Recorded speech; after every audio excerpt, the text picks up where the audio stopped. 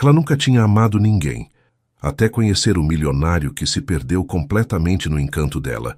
O que começou como frieza se transformou na história de amor mais linda que você vai conhecer. De onde você está assistindo essa história? Se inscreve no canal e deixa o like, porque o destino desses dois vai te fazer chorar e acreditar no amor de novo. O vestido branco rasgado estava jogado sobre os azulejos portugueses como um cisne ferido. As pérolas espalhadas pela escadaria colonial como lágrimas cristalizadas no tempo.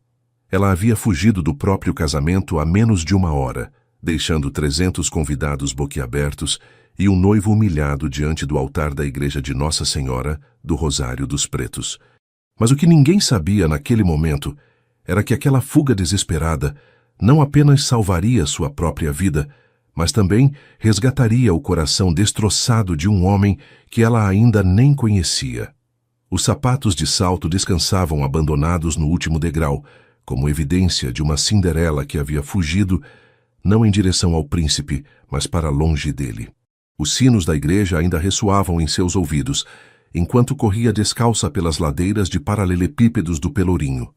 O vento quente da Baía de Todos os Santos, trazendo o cheiro de dendê, acarajé e maresia.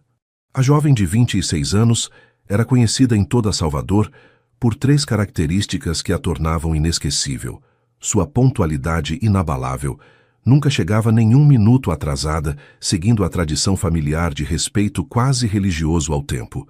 Seus cadernos repletos de listas detalhadas para cada aspecto da vida, e sua incapacidade desconcertante de demonstrar afeto físico. Enquanto outras mulheres se beijavam nas bochechas e se abraçavam naturalmente ao se cumprimentar, ela permanecia rígida, como uma estátua, quando alguém tentava tocá-la. Aquela frieza não era escolha. Era uma prisão invisível, construída por anos de decepções silenciosas. Seu nome era Clarice Ferreira Santos, e ela havia passado toda a sua vida tentando decifrar por que seu coração parecia feito de mármore, quando todos os outros pareciam ter corações de carne pulsante. Havia memorizado versos de Vinícius de Moraes e Cecília Meirelles, havia ensaiado expressões de carinho diante do espelho, havia fingido emoções que nunca brotavam genuinamente. O noivo que esperava no altar era apenas mais uma tentativa fracassada de se encaixar no molde que a sociedade baiana esperava dela. Quando o padre Antônio perguntou se ela aceitava Rodrigo Almeida como seu esposo, algo dentro dela gritou tão alto que não conseguiu mais fingir. As palavras morreram em sua garganta. Suas mãos começaram a tremer incontrolavelmente. E antes que pudesse raciocinar, suas pernas já a estavam levando para a porta lateral da igreja, seus pés tropeçando no véu bordado à mão por sua avó. Agora, escondida no pequeno apartamento que alugava sobre um ateliê de artesanato na Rua das Laranjeiras, olhava o vestido destroçado e se perguntava se finalmente havia enlouquecido. Seu celular vibrava sem cessar, com mensagens furiosas de sua mãe, preocupadas de suas irmãs, confusas de suas amigas. Mas ela simplesmente olhava pela janela para a Praça da Sé, observando como a vida continuava indiferente à sua catástrofe pessoal. Turistas fotografando o casario colonial, vendedores ambulantes oferecendo fitinhas do Senhor do Bonfim, senhoras baianas com seus tabuleiros de acarajé. O que Clarice não sabia era que naquele exato momento, a menos de 3 quilômetros de distância, no movimentado Porto de Salvador, um homem de 38 anos chamado Vicente Nogueira observava o mesmo oceano e se fazia perguntas similares sobre sua capacidade de voltar a confiar no amor. Vicente Nogueira havia retornado a Salvador há apenas 2 meses, depois de passar 5 anos em Tóquio, gerenciando exportações de pescados brasileiros para o mercado asiático. Não havia voltado por nostalgia, mas por necessidade. A empresa familiar que seu pai havia construído durante 40 anos estava à beira da falência, vítima da má gestão de seu irmão mais novo e das dívidas acumuladas durante sua ausência. Mas a verdadeira razão de seu exílio voluntário no Japão era muito mais dolorosa do que qualquer problema financeiro. 2 anos antes de partir, seu relacionamento de 8 anos com Fernanda havia terminado da maneira mais devastadora possível. Ela estava tendo um caso com seu melhor amigo há mais de 2 anos, e ele havia sido o último a descobrir. Não havia perdido apenas o amor de sua vida e seu confidente mais próximo, mas também sua confiança em sua própria capacidade de ler as pessoas. A dor não havia sido só a traição em si, mas a humilhação de ter se entregado completamente a alguém que nunca havia sido sincera. Havia dedicado anos a salvar aquele relacionamento tóxico, adiando sonhos profissionais, ignorando sinais de alerta, acreditando que o amor verdadeiro exigia sacrifício incondicional. Quando finalmente descobriu a verdade, não restava nada dele exceto um casco vazio de quem havia sido. Tóquio havia sido seu refúgio. Uma cidade onde ninguém o conhecia, onde podia se reinventar, onde as regras sociais eram tão diferentes que não precisava fingir ser o Vicente de sempre. Mas mesmo ali, a dor o havia seguido como uma sombra. Havia se enterrado no trabalho, aprendendo japonês com obsessão, dominando as complexidades do mercado de frutos do mar de alta gastronomia, transformando seu sofrimento em expertise profissional. Agora de volta à sua cidade natal, encontrava-se na estranha posição de ter que reconstruir não apenas o negócio familiar, mas também sua própria identidade. A empresa Nogueira & Filhos havia sido fundada por seu avô em 1965, especializada na captura e exportação de lagosta, camarão e peixes nobres da costa nordestina. Sob a gestão de seu pai, a empresa havia prosperado, construindo relações com os melhores restaurantes do Brasil e da Europa. Mas seu irmão Leonardo, deixado no comando durante sua ausência, havia tomado decisões desastrosas, empréstimos mal calculados, contratos com fornecedores pouco confiáveis, descuido no controle de qualidade. Quando Vicente recebeu a ligação desesperada de sua mãe, implorando que voltasse, a empresa estava há 3 meses da falência total. As primeiras semanas haviam sido um turbilhão de reuniões com bancos, negociações com credores, demissões dolorosas de funcionários que conhecia desde criança.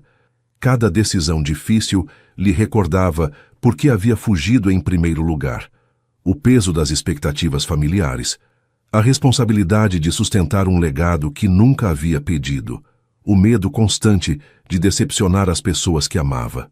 Sua mãe, Beatriz Nogueira, era uma mulher de 70 anos que havia perdido sua centelha vital depois de adoecer gravemente durante o carnaval do ano anterior. Uma pneumonia que quase a matou a havia deixado frágil, com os pulmões debilitados e o espírito apagado. Ver seu filho mais velho de volta havia devolvido um pouco de luz aos seus olhos, mas Vicente sabia que ela percebia que ele também estava quebrado por dentro, embora tentasse esconder atrás de ternos impecáveis e sorrisos profissionais. Era terça-feira de manhã, 3 semanas depois de seu retorno, quando decidiu visitar o mercado do peixe pela primeira vez desde sua infância.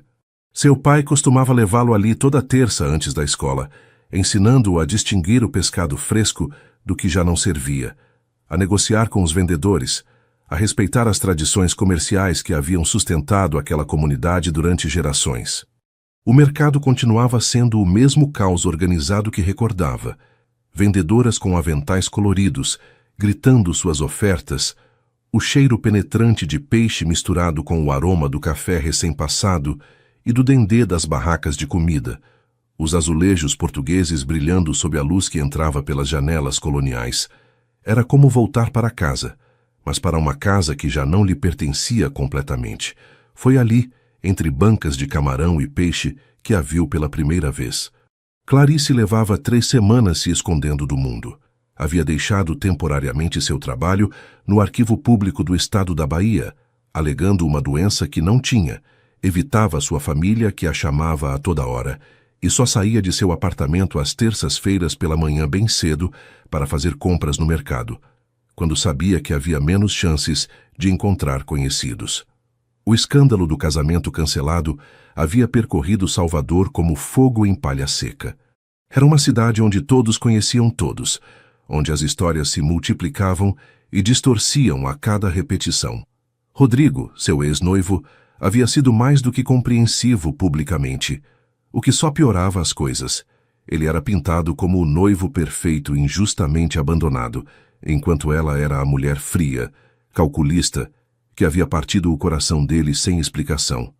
Mas o que realmente a atormentava não eram as fofocas, e sim a terrível clareza que havia ganhado depois de fugir. Durante 3 semanas, sozinha com seus pensamentos, havia tido que enfrentar uma verdade que evitara toda a vida. Não estava quebrada, simplesmente era diferente. Sua incapacidade de sentir amor romântico intenso não era um defeito que pudesse corrigir com esforço suficiente, mas talvez simplesmente a maneira como era feita. Na manhã de terça-feira, vestida com um simples vestido de algodão azul e o cabelo cacheado preso em um coque despojado, caminhava entre as bancas do mercado com seu caderno gasto, anotando preços e fazendo cálculos mentais de seu orçamento. A rotina a acalmava. A previsibilidade de saber qual vendedora teria os melhores camarões, que hora havia menos multidão, que caminho tomar para evitar as sessões mais barulhentas. Estava negociando o preço de tomates com Dona Conceição, uma vendedora idosa que usava um avental verde brilhante e que a conhecia desde criança, quando sentiu que alguém a observava. Não era o olhar curioso dos fofoqueiros que tentavam captar algum detalhe suculento para compartilhar, mas algo diferente. Uma atenção silenciosa e respeitosa que fazia sua pele formigar de uma maneira estranha. Virou-se e o viu pela primeira vez. Vicente Nogueira estava a alguns metros de distância, fingindo examinar umas caixas de camarão, mas era óbvio que estava olhando para ela. Era alto, com o cabelo escuro levemente bagunçado pela brisa marítima, olhos profundos que pareciam ter visto demais, e uma forma de se vestir que indicava dinheiro sem ostentação. Camisa branca com as mangas dobradas, calça de linho cinza, sapatos italianos levemente manchados pelo sal do porto. Os olhares dele se encontraram por um segundo, e ela sentiu algo inesperado. Não o fogonazo de atração que os romances prometiam, mas uma curiosidade cautelosa, como 2 animais selvagens se reconhecendo em território neutro. Clarice desviou o olhar rapidamente, pagou seus tomates com mãos trêmulas e continuou seu percurso pelo mercado, consciente de que ele continuava observando-a a uma distância respeitosa. Não era ameaçador, não sentia perigo, mas a intensidade de sua atenção a deixava nervosa de uma maneira que não conseguia explicar. Estava examinando umas pimentas quando sua lista de compras deslizou de entre as páginas de seu caderno, flutuando para o chão molhado de água e restos de verduras. Antes que pudesse se abaixar, ele já estava ali, recolhendo o papel com movimentos precisos e cuidadosos. "Você deixou cair isso", disse com voz profunda, levemente rouca, com sotaque baiano suavizado por anos de ausência. Clarice estendeu a mão automaticamente para pegar o papel, e seus dedos se roçaram brevemente.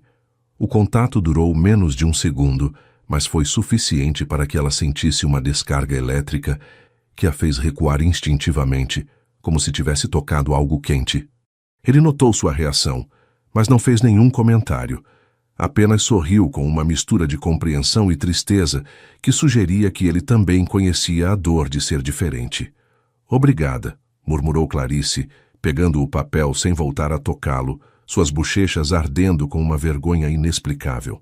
"Clarice Ferreira", leu ele do nome escrito no topo da lista, antes que ela pudesse impedir. "Minha mãe fala de você. Diz que você é a única pessoa no arquivo que realmente entende os manuscritos antigos."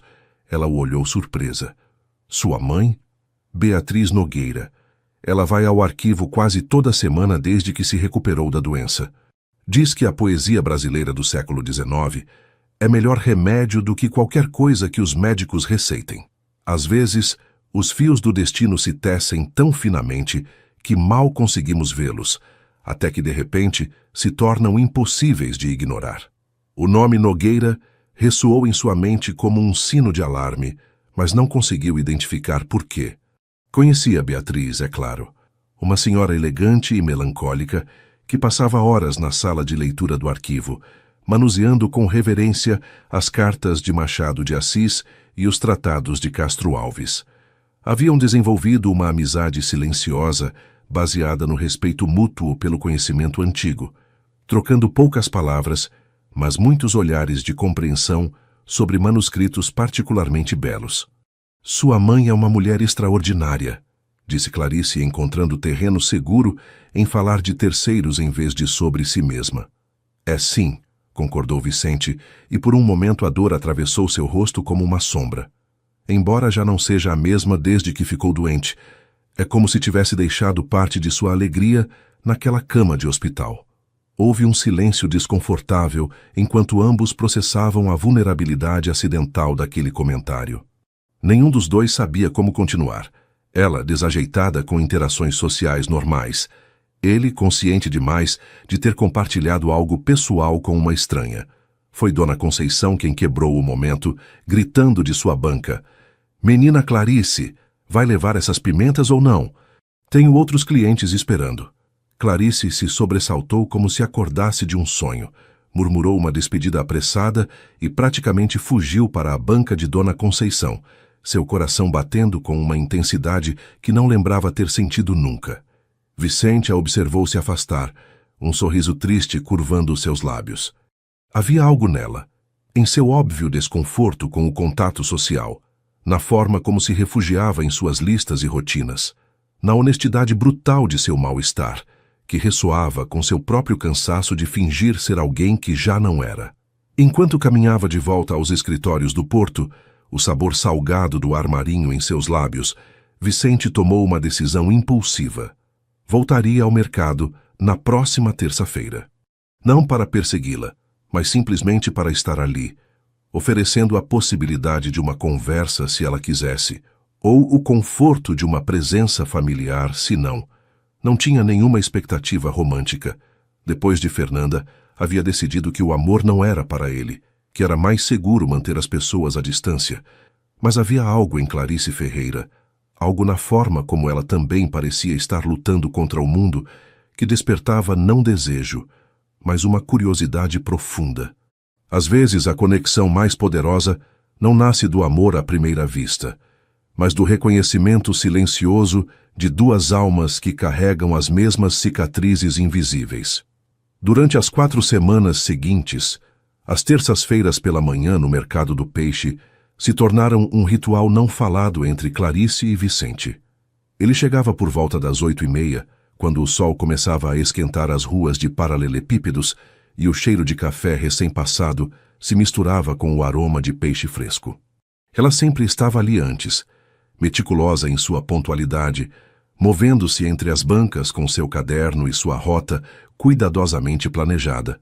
Nas primeiras terças-feiras, simplesmente trocavam cumprimentos corteses.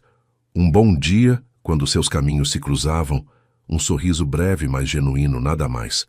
Ele nunca se aproximava demais, respeitando instintivamente sua necessidade de espaço. Ela apreciava aquela consideração mais do que poderia expressar com palavras. Na terceira terça-feira, ele estava examinando uma caixa de lagostas quando ela passou perto. Sem planejar, ele comentou: "Essas são da costa de Ilhéus, as melhores da temporada." Não era um convite para conversar, só um dado compartilhado, como se falasse consigo mesmo. Clarice parou surpresa com seu próprio interesse. "Como você pode saber?" "Pelo tamanho e pela cor da carapaça", explicou Vicente, mantendo seus olhos nas lagostas em vez de olhá-la diretamente, o que ela agradeceu. "As de Ilhéus têm um tom mais avermelhado. As de Porto Seguro são mais alaranjadas. Meu pai me ensinou a diferenciá-las quando eu tinha 7 anos. Seu pai também está no negócio de frutos do mar." Estava. Morreu há 3 anos. Infarto súbito enquanto supervisionava as embarcações. Sua voz era neutra, mas Clarice percebeu a dor sob as palavras cuidadosamente controladas. Ela não disse "sinto muito", porque sabia por experiência própria que essas palavras raramente ajudavam. Em vez disso, perguntou: "Ele te ensinou bem?" Vicente finalmente a olhou, e algo em sua expressão se suavizou. "Tentou. Eu era um aluno teimoso, queria fazer as coisas do meu jeito, provando que sabia mais que ele. Agora pagaria qualquer coisa por ter mais uma lição. As lições mais valiosas sempre chegam quando já é tarde demais para aplicá-las com quem mais importava." Na 4ª terça-feira, ela o procurou ativamente pela primeira vez. Encontrou-o na banca de temperos discutindo animadamente com o vendedor sobre a procedência de umas pimentas biquinho. Sempre tão específico com tudo? Perguntou ela, surpreendendo-se com o tom quase brincalhão. Ele se virou, claramente encantado em vê-la. Só com o que importa. Comida importa. Honestidade comercial importa. As pequenas coisas que as pessoas ignoram costumam ser as mais importantes. Você parece comigo, admitiu Clarice, mostrando seu caderno cheio de listas detalhadas. Minha família diz que sou obsessiva. Minhas amigas acham que sou chata. Mas se não planejo tudo, sinto que o mundo vai desintegrar. Não é obsessão, disse Vicente com uma convicção surpreendente. É autoproteção. Quando já te traíram vezes suficientes, você aprende que só pode confiar no que controla diretamente. Foi a primeira vez que alguém validou sua necessidade de controle sem tentar curá-la disso. Clarice sentiu algo se soltar em seu peito, como se uma corda tensa que estivera segurando por anos finalmente relaxasse um pouco. Na quinta terça-feira, tomaram café juntos pela primeira vez. Não num café romântico com velas e música suave, mas no pequeno bar dentro do mercado, de pé no balcão, cercados pela agitação de vendedores e compradores. Ele tomava seu café puro e quente, ela com um pouco de leite e 2 açúcares exatamente. Conversaram sobre trabalho. Ela contou sobre seu labor como restauradora de manuscritos antigos no arquivo público, sobre a paciência infinita requerida para preservar documentos que datavam do século XVIII, sobre a satisfação de devolver legibilidade a palavras que haviam estado apagadas durante séculos. Ele descreveu o negócio de exportação de frutos do mar, os desafios de manter a qualidade durante o transporte internacional, a complexidade de negociar com compradores japoneses que podiam detectar a menor imperfeição. Enquanto conversavam, Clarice se deu conta de algo fundamental. Não sentia a pressão constante de fingir que sentia com outras pessoas. Não tinha que forçar sorrisos exagerados, nem simular entusiasmo que não sentia. Vicente parecia se contentar com sua companhia tal como era, reservada, analítica, emocionalmente contida. Na sexta terça-feira, chovia. Uma daquelas chuvas baianas que chegavam do mar sem aviso, encharcando as ruas em minutos. O mercado estava quase vazio, só os vendedores mais dedicados e uns poucos compradores necessitados. Clarice chegou pontual como sempre, seu guarda-chuva preto pingando água sobre os azulejos portugueses. Vicente já estava ali, esperando sob o telhado colonial do mercado, com 2 cafezinhos fumegantes nas mãos. Pensei que você viria mesmo assim, disse ele simplesmente, oferecendo-lhe um dos copos. 2 açúcares, um pouco de leite. Ela pegou o café, seus dedos roçando os dele brevemente, e desta vez não se afastou imediatamente. O calor do copo se estendia por suas mãos frias e molhadas, mas era o gesto em si. O fato de que ele havia prestado atenção em como ela tomava seu café, que havia tido certeza de que ela viria, apesar do mau tempo, que aquecia algo mais profundo dentro dela. Nunca falto às minhas rotinas, admitiu ela, sorvendo o café que estava exatamente como gostava. Eu sei, é uma das coisas que gosto em você. O comentário flutuou entre eles, simples e honesto, sem expectativas anexadas. Não foi uma declaração de amor nem um convite romântico, só uma observação factual que de alguma forma significava mais do que qualquer elogio rebuscado. Passaram aquela manhã chuvosa, caminhando juntos pelo mercado quase vazio. Vicente, compartilhando histórias sobre cada banca. Como Dona Conceição havia sido amiga de sua avó, como o vendedor de peixes havia salvado seu irmão de se afogar quando eram crianças, como aquele mercado havia sido o coração de Salvador por gerações. Clarice escutava fascinada, não pelas histórias em si, mas pela forma como ele as contava. Sem drama artificial, sem embelezamentos desnecessários, só fatos apresentados com o afeto de alguém que realmente amava o lugar e sua gente. Quando finalmente a chuva amainava e era hora de partir, ele perguntou casualmente: "Você gostaria de vir comigo algum dia ao porto, ver como chegam os barcos de pesca? É de madrugada, lá pelas 5, mas é especial. Como ver algo que acontece exatamente da mesma maneira há centenas de anos?" Clarice deveria ter dito não, Deveria ter mantido sua distância, protegido seu coração gelado, evitado qualquer coisa que pudesse levar a expectativas que não poderia cumprir. Mas em vez disso ouviu sua própria voz dizendo, sim, eu gostaria disso. Às vezes a coragem não é se jogar no abismo sem medo, mas permitir-se dar um pequeno passo quando cada instinto grita para você ficar parada. O despertador de Clarice tocou às 4h15 da madrugada da sexta-feira seguinte. Por um momento, na confusão do sono interrompido, quase decidiu desligá-lo e voltar a dormir. Mas então lembrou da promessa feita a Vicente, e algo nela, algo mais forte que seu costume de evitar situações desconhecidas, a fez levantar. Vestiu-se com roupa prática, jeans, uma camiseta branca, tênis e uma jaqueta leve porque, apesar de ser julho, as madrugadas em Salvador podiam ser frescas com a brisa do Atlântico. Não se maquiou, não penteou o cabelo elaboradamente, só prendeu seus cachos numa trança solta. Se ia fazer isso, seria como seu verdadeiro eu, sem disfarces. Vicente a esperava no porto exatamente às 5h-5, como haviam combinado. Usava roupa de trabalho, calça jeans escura, botas de borracha até os joelhos, uma camisa de manga comprida arregaçada até os cotovelos, e estava tomando café de uma garrafa térmica. Quando a viu chegar, seu sorriso foi genuíno e caloroso, mas sem efusividade avassaladora. Pensei que talvez você tivesse mudado de ideia, admitiu ele, oferecendo-lhe a garrafa térmica. Eu também, confessou Clarice, tomando um gole do café forte e amargo, sem açúcar desta vez. Mas aqui estou. O porto àquela hora era um mundo completamente diferente da Salvador diurna que ela conhecia. As embarcações se balançavam suavemente na água escura que refletia as luzes amarelas dos cais. O cheiro de sal, algas e peixe era intenso e penetrante. Pescadores com rostos curtidos pelo sol e vento preparavam suas redes, conversando em voz baixa naquele português baiano fechado que às vezes soava quase como outro idioma. Vicente a guiou pelo cais principal até onde os barcos de pesca, aquelas embarcações tradicionais que pareciam não ter mudado em décadas, estavam começando a chegar com a captura da noite. Ele cumprimentava cada pescador pelo nome, perguntava pelas famílias, brincava na linguagem peculiar de homens que se conheciam desde meninos. A pesca artesanal é uma arte, explicou Vicente, enquanto observavam os pescadores descarregar as caixas de lagosta e camarão. Não é pesca moderna com sonar e tecnologia. É ler o mar, conhecer as correntes, respeitar as migrações. Meu bisavô pescava exatamente dessa maneira em 1930, meu avô, meu pai. Agora, eu.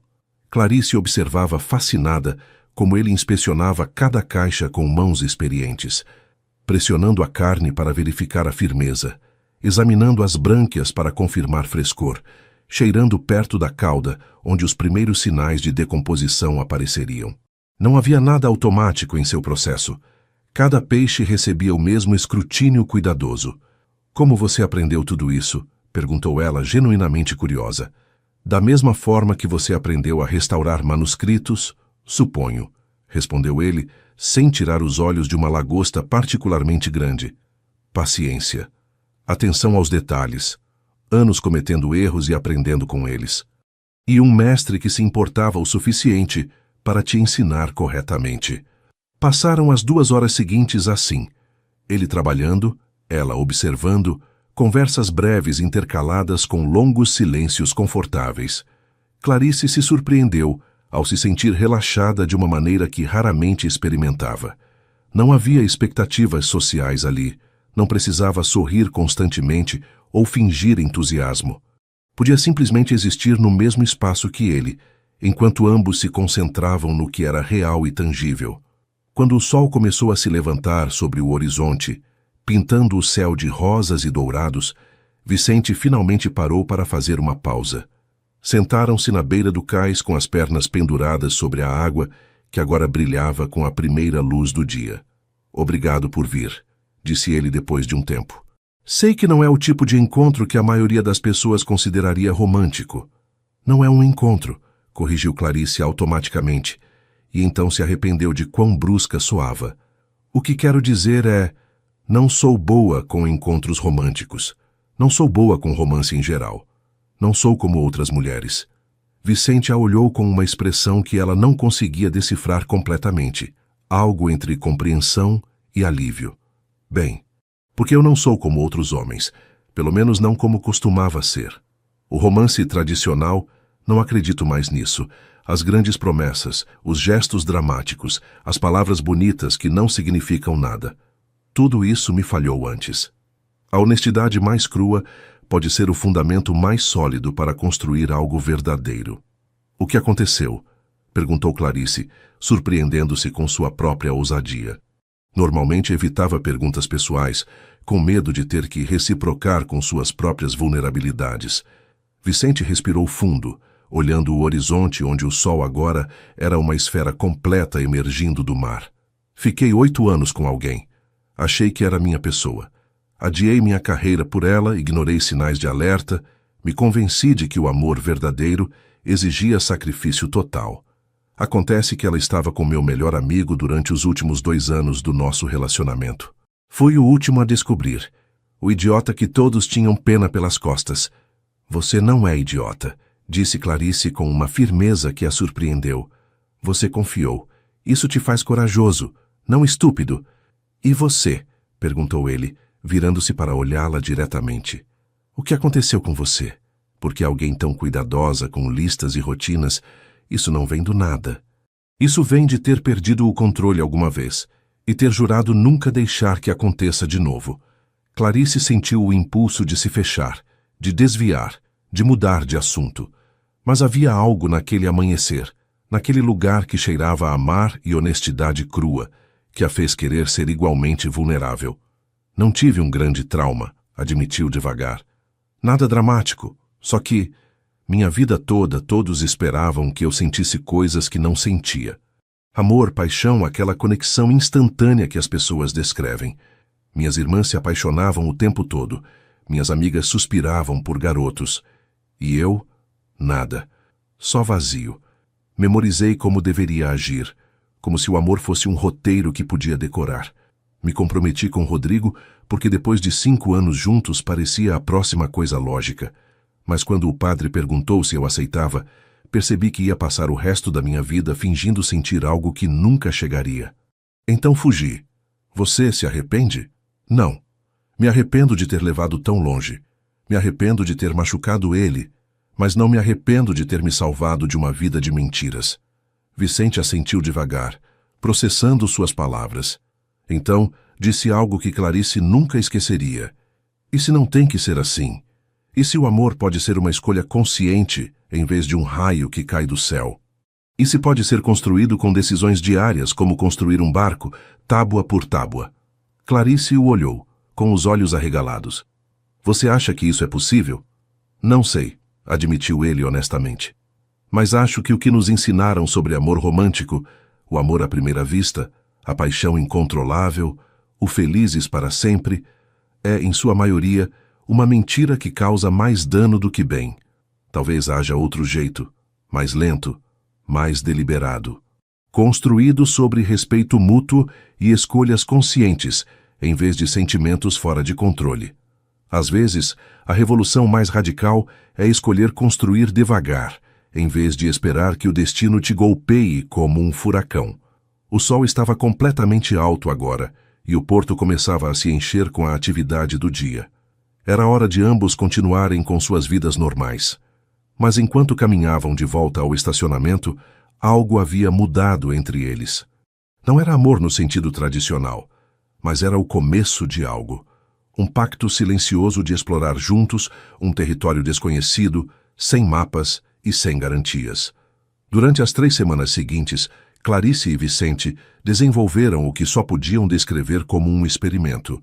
Poderiam construir uma conexão genuína, sem seguir nenhum dos roteiros tradicionais do romance. Encontravam-se regularmente, mas nunca em restaurantes românticos com velas, nem em cinemas escuros, onde se esperava que se acariciassem. Em vez disso, ele lhe ensinava sobre seu negócio. Levava-a aos depósitos refrigerados, onde os frutos do mar eram mantidos em temperaturas específicas. Mostrava como preparavam os embarques para o Japão. Explicava as complexidades das regulações de exportação. Ela, por sua vez, mostrava seu mundo. O arquivo público com suas prateleiras intermináveis de documentos que cheiravam a tempo e memória, as técnicas delicadas de restauração onde um movimento errado podia destruir algo irreparável. O que descobriram foi fascinante. Podiam passar horas juntos sem sentir a pressão de manter conversas forçadas ou demonstrar afeto físico. Desenvolveram uma linguagem própria, baseada em observações compartilhadas, e silêncios confortáveis, mais que em declarações dramáticas. Beatriz, a mãe de Vicente, observava esse desenvolvimento com uma sabedoria silenciosa. Numa de suas visitas ao arquivo, enquanto examinavam uma coleção de cartas de Machado de Assis, comentou casualmente: "Meu filho sorri de novo. Não aqueles sorrisos falsos que trazia do Japão, mas algo real. Você tem a ver com isso, não é?" Clarice, sempre desconfortável com confrontações diretas, corou: "Não sei. A gente só passa tempo juntos. O tempo é a coisa mais valiosa que podemos dar a alguém", disse Beatriz, com a voz enfraquecida por sua doença, mas os olhos afiados com compreensão. "Especialmente o tempo sem pretensões. Meu Vicente precisava disso depois do que aquela mulher fez com ele. Precisava conhecer alguém que não estivesse tentando ser alguém que não é." "Eu não sou romântica", advertiu Clarice, precisando que a senhora entendesse. "Não posso dar aquelas coisas que casais normais dão. Não sou demonstrativa. Não digo 'te amo' facilmente porque nunca tenho certeza do que isso realmente significa." Beatriz sorriu com uma tristeza conhecedora. "Menina, fiquei casada há 52 anos com um homem que nunca na vida me disse 'te amo' em voz alta. Mas construiu essa empresa para nos dar segurança, levantava toda a madrugada para garantir que tivéssemos tudo o que precisávamos, e quando adoeci ano passado, chorou pela primeira vez na minha frente. As ações sempre dizem mais que as palavras." Aquela conversa ficou gravada na mente de Clarice. Até aquele momento, havia assumido que sua incapacidade de expressar afeto tradicional a desqualificava de qualquer relacionamento bem-sucedido. Mas talvez houvesse diferentes formas de amar, diferentes idiomas que nem todos falavam, mas que podiam ser igualmente válidos. Num sábado à tarde, Vicente a convidou para um evento de networking no Porto, uma recepção para compradores potenciais de todo o Brasil. Clarice imediatamente sentiu pânico. Odiava esse tipo de evento, onde se esperava que fosse extrovertida e encantadora, onde o contato físico casual, apertos de mão, beijos no rosto, tapinhas nas costas, era constante. "Você não precisa falar com ninguém se não quiser", garantiu Vicente quando notou sua ansiedade. "Mas preciso que você esteja lá, não como minha acompanhante, mas como minha âncora, alguém que me lembre quem eu realmente sou quando estou fingindo ser o empresário seguro que todos esperam." A honestidade brutal daquele pedido tocou algo em Clarice. Ele não estava pedindo que ela fingisse ser alguém mais por ele. Estava admitindo que ele também estava fingindo e precisava de alguém que conhecesse a verdade. A recepção foi tão horrível quanto Clarice havia antecipado. O salão de eventos estava cheio de gente bebendo caipirinha barata e falando alto demais. O ar-condicionado não funcionava direito e todos pareciam se conhecer, exceto ela. Vicente se transformava quando falava com clientes potenciais. Sua voz ficava mais profunda e autoritária, sua risada mais alta, seus gestos mais expansivos. Era uma performance, e ela era provavelmente a única pessoa no salão que conseguia ver.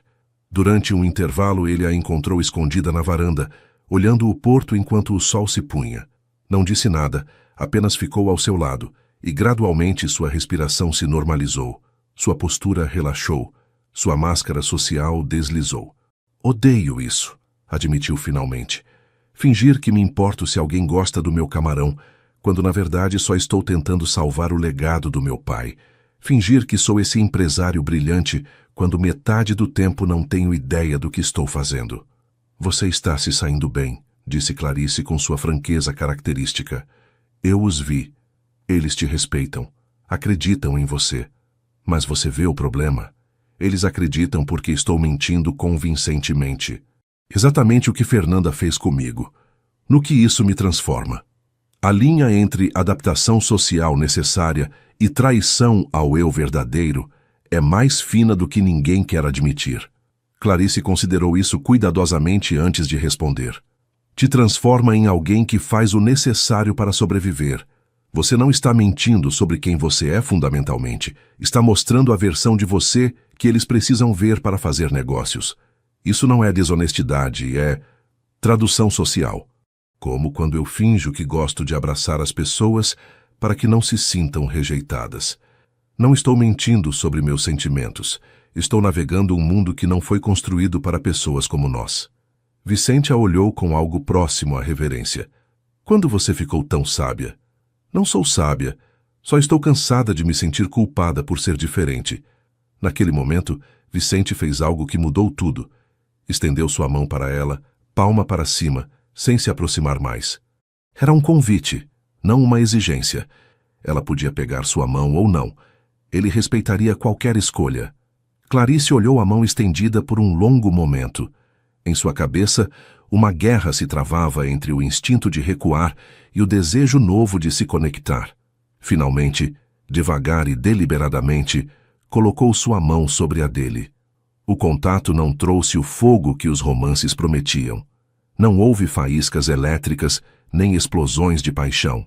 Mas havia calor, solidez, a sensação reconfortante de estar ancorada a algo real, num mundo que frequentemente parecia caótico e avassalador demais. Ficaram assim por vários minutos, de mãos dadas em silêncio, observando as últimas luzes do dia se desvanecendo sobre o Atlântico. Nenhum dos dois falou porque às vezes as palavras só arruinam a perfeição de um momento simples. Os gestos mais pequenos exigem a maior coragem quando cada instinto grita para você se proteger. Quando finalmente voltaram à recepção, algo fundamental havia mudado. Clarice não se sentia mais como uma intrusa no mundo de Vicente, mas como uma aliada. E ele não se sentia completamente sozinho em sua atuação necessária, porque sabia que pelo menos uma pessoa naquele salão via e aceitava quem ele era realmente atrás da máscara. O experimento estava funcionando. Devagar, dolorosamente, 1 milímetro de cada vez, estavam construindo algo real no meio de um mundo de fingimentos. Agosto chegou a Salvador com um calor sufocante que transformava as ruas em fornos e o ar em algo quase sólido. Mas o clima era a menor das preocupações de Vicente. Os problemas financeiros que vinha tentando resolver desde seu retorno atingiram um ponto crítico quando uma tempestade inesperada, uma daquelas tempestades tropicais que os pescadores mais velhos juravam não ver há décadas, devastou os depósitos refrigerados no porto. A ligação chegou às 3 da madrugada de uma quinta-feira. Vicente correu para o porto e encontrou um desastre. O sistema elétrico danificado pela tempestade, os refrigeradores falhando, toneladas de frutos do mar começando a estragar no calor. Entre elas, havia caixas completas de lagostas que valiam fortunas no mercado internacional, agora se transformando em perdas totais. Os trabalhadores faziam o que podiam com gelo de emergência, mas era muito pouco, muito tarde. Vicente observava impotente enquanto evaporava o trabalho de meses. Não era só dinheiro. Era o último fôlego da empresa familiar antes da asfixia completa. Quando Clarice chegou ao porto naquela manhã, porque de alguma forma Beatriz a havia contatado, intuindo que Vicente precisava de apoio, encontrou-o sentado no cais, com a cabeça entre as mãos, cercado do cheiro nauseante de peixe estragando. Acabou, disse ele sem levantar a vista. Não tem como se recuperar disso. Os bancos já estavam impacientes. Isso vai dar a desculpa perfeita para cortarem o crédito. Em 2 meses, Nogueira & Filhos vai deixar de existir. 4 gerações acabadas porque eu não fui inteligente o suficiente para preparar um sistema de backup melhor. Clarice sentou ao seu lado no cais sujo. Não tentou tocá-lo. Não ofereceu palavras vazias de consolo. Simplesmente existiu no mesmo espaço que ele, enquanto ele processava sua devastação. Depois de um longo silêncio, ela perguntou: "Quanto tempo você tem antes que os frutos do mar já processados e embalados estraguem?" "O quê?" Vicente levantou a vista, confuso com a pergunta aparentemente aleatória. Os frutos do mar que já estavam processados e embalados a vácuo. Esses devem ter mais tempo de vida que os frutos do mar frescos, não? Quanto tempo? Depende. Em condições normais, 20 dias. Mas sem refrigeração constante. Ele parou enquanto seu cérebro começava a funcionar novamente. Talvez 10 dias, se conseguirmos estabilizar a temperatura. E se você pudesse estender isso para 30 ou 40 dias? Te daria tempo suficiente para encontrar compradores de emergência, liquidar estoque, gerar fluxo de caixa para consertar os depósitos? Não existe essa tecnologia. Não para esse volume, não nesse nível de mercado. Clarice sorriu levemente, aquele sorriso pequeno e raro que ele havia aprendido a valorizar. Talvez não na indústria de frutos do mar, mas em restauração de documentos, usamos técnicas de preservação avançadas há décadas. Embalagem a vácuo modificada com gases inertes, controle de umidade microambiental, materiais barreira multicamada. Se conseguimos preservar manuscritos do século XVIII em condições perfeitas por anos, por que não poderíamos adaptar essas técnicas para pescado? A inovação mais radical frequentemente vem de cruzar as fronteiras entre mundos que nunca pensaram em conversar. Durante as 48 horas seguintes, Clarice e Vicente trabalharam quase sem dormir. Ela trouxe colegas do arquivo que entendiam a química de preservação. Contatou fornecedores de materiais de conservação documental. Pesquisou freneticamente artigos acadêmicos sobre técnicas de embalagem experimental. Vicente, por sua vez, mobilizou sua equipe restante para implementar as ideias de Clarice. Compraram materiais de embalagem especializados, reconfiguraram as linhas de processamento, trabalharam contra o relógio para reembalar todo o estoque salvável usando as novas técnicas. Não foi perfeito. Perderam cerca de 40% do estoque de qualquer forma. Mas os 60% restantes, graças às inovações de embalagem de Clarice, sobreviveriam tempo suficiente para serem vendidos. Vicente conseguiu compradores de emergência em São Paulo e Rio de Janeiro, aceitando margens de lucro menores só para gerar fluxo de caixa imediato. Ligou cobrando favores de contatos no Japão que lhe deviam de seus anos em Tóquio. Negociou extensões com os bancos, mostrando as novas técnicas de preservação como evidência de inovação empresarial. Foi exaustivo, estressante, e houve momentos em que ambos tiveram certeza de que falhariam, mas trabalhando juntos, complementando as habilidades um do outro, conseguiram o impossível. No processo, Clarice descobriu algo sobre si mesma. Era incrivelmente competente em crises. Toda sua vida havia acreditado que sua necessidade de controle e planejamento era uma fraqueza, um sinal de sua incapacidade de fluir com a vida. Mas nesse desastre, essas mesmas qualidades se tornaram seu superpoder. Enquanto outros entravam em pânico, ela criava listas, organizava prioridades, encontrava soluções metódicas para problemas aparentemente insolúveis. Vicente a observava trabalhar com uma mistura de espanto e gratidão. Ali estava essa mulher que se descrevia como emocionalmente fria, trabalhando 18 horas por dia para salvar o negócio de sua família, sem pedir nada em troca, sem drama, sem expectativas. Suas ações diziam mais que 1000 declarações de amor. Uma noite tarde, depois de finalmente garantir um contrato grande com uma rede de restaurantes em São Paulo, Vicente encontrou Clarice dormindo em seu escritório, a cabeça descansando sobre uma pilha de especificações técnicas de materiais de embalagem. Tinha manchas de tinta nas mãos e círculos escuros sob os olhos. Era, na opinião de Vicente, a coisa mais linda que havia visto em sua vida. Não porque fosse convencionalmente atraente naquele momento. Na verdade, parecia exausta e despenteada.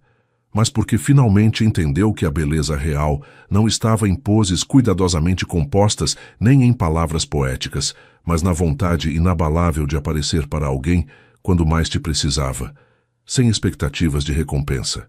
Muito suavemente para não acordá-la, cobriu seus ombros com sua jaqueta. Então sentou no chão ao lado de sua cadeira, simplesmente fazendo vigília enquanto ela dormia, protegendo seu descanso tanto quanto ela havia protegido seu negócio. O amor verdadeiro se revela não nos momentos de triunfo brilhante, mas nas trincheiras do desastre compartilhado, onde as máscaras caem porque não há energia para mantê-las. Quando Clarice acordou horas depois e encontrou Vicente dormindo no chão ao lado dela, com sua jaqueta ainda sobre seus ombros, algo se quebrou no gelo de seu coração. Não foi um descongelamento dramático, mas uma rachadura pequena, porém significativa. Através dessa rachadura, infiltrou algo quente e assustador, o começo do que poderia eventualmente se tornar amor.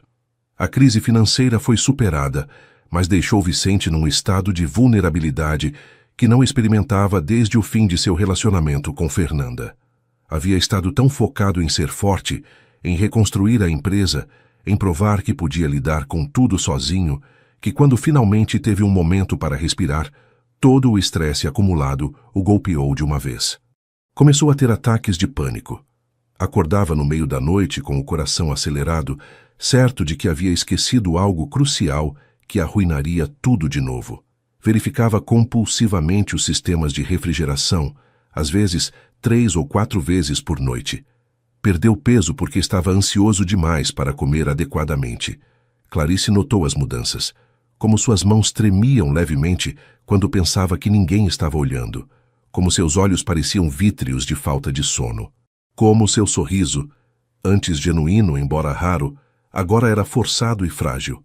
Numa manhã de terça-feira no mercado, quando haviam retomado seu ritual semanal depois da crise, ela observou como ele deixou cair seu café. O copo de plástico se espatifou no chão, o líquido escuro se espalhando sobre os azulejos coloridos, e Vicente simplesmente ficou olhando como se não soubesse o que fazer. "Vicente", disse ela suavemente, "você não está bem." "Estou bem", mentiu automaticamente. "Só cansado." "Foi um mês difícil." "Não, você não está bem e precisa de ajuda." A palavra ajuda pareceu quebrar algo nele. Seus olhos se encheram de lágrimas que tentou desesperadamente piscar. "Não posso me dar ao luxo de não estar bem. Tem gente demais dependendo de mim. A empresa, os funcionários, minha mãe.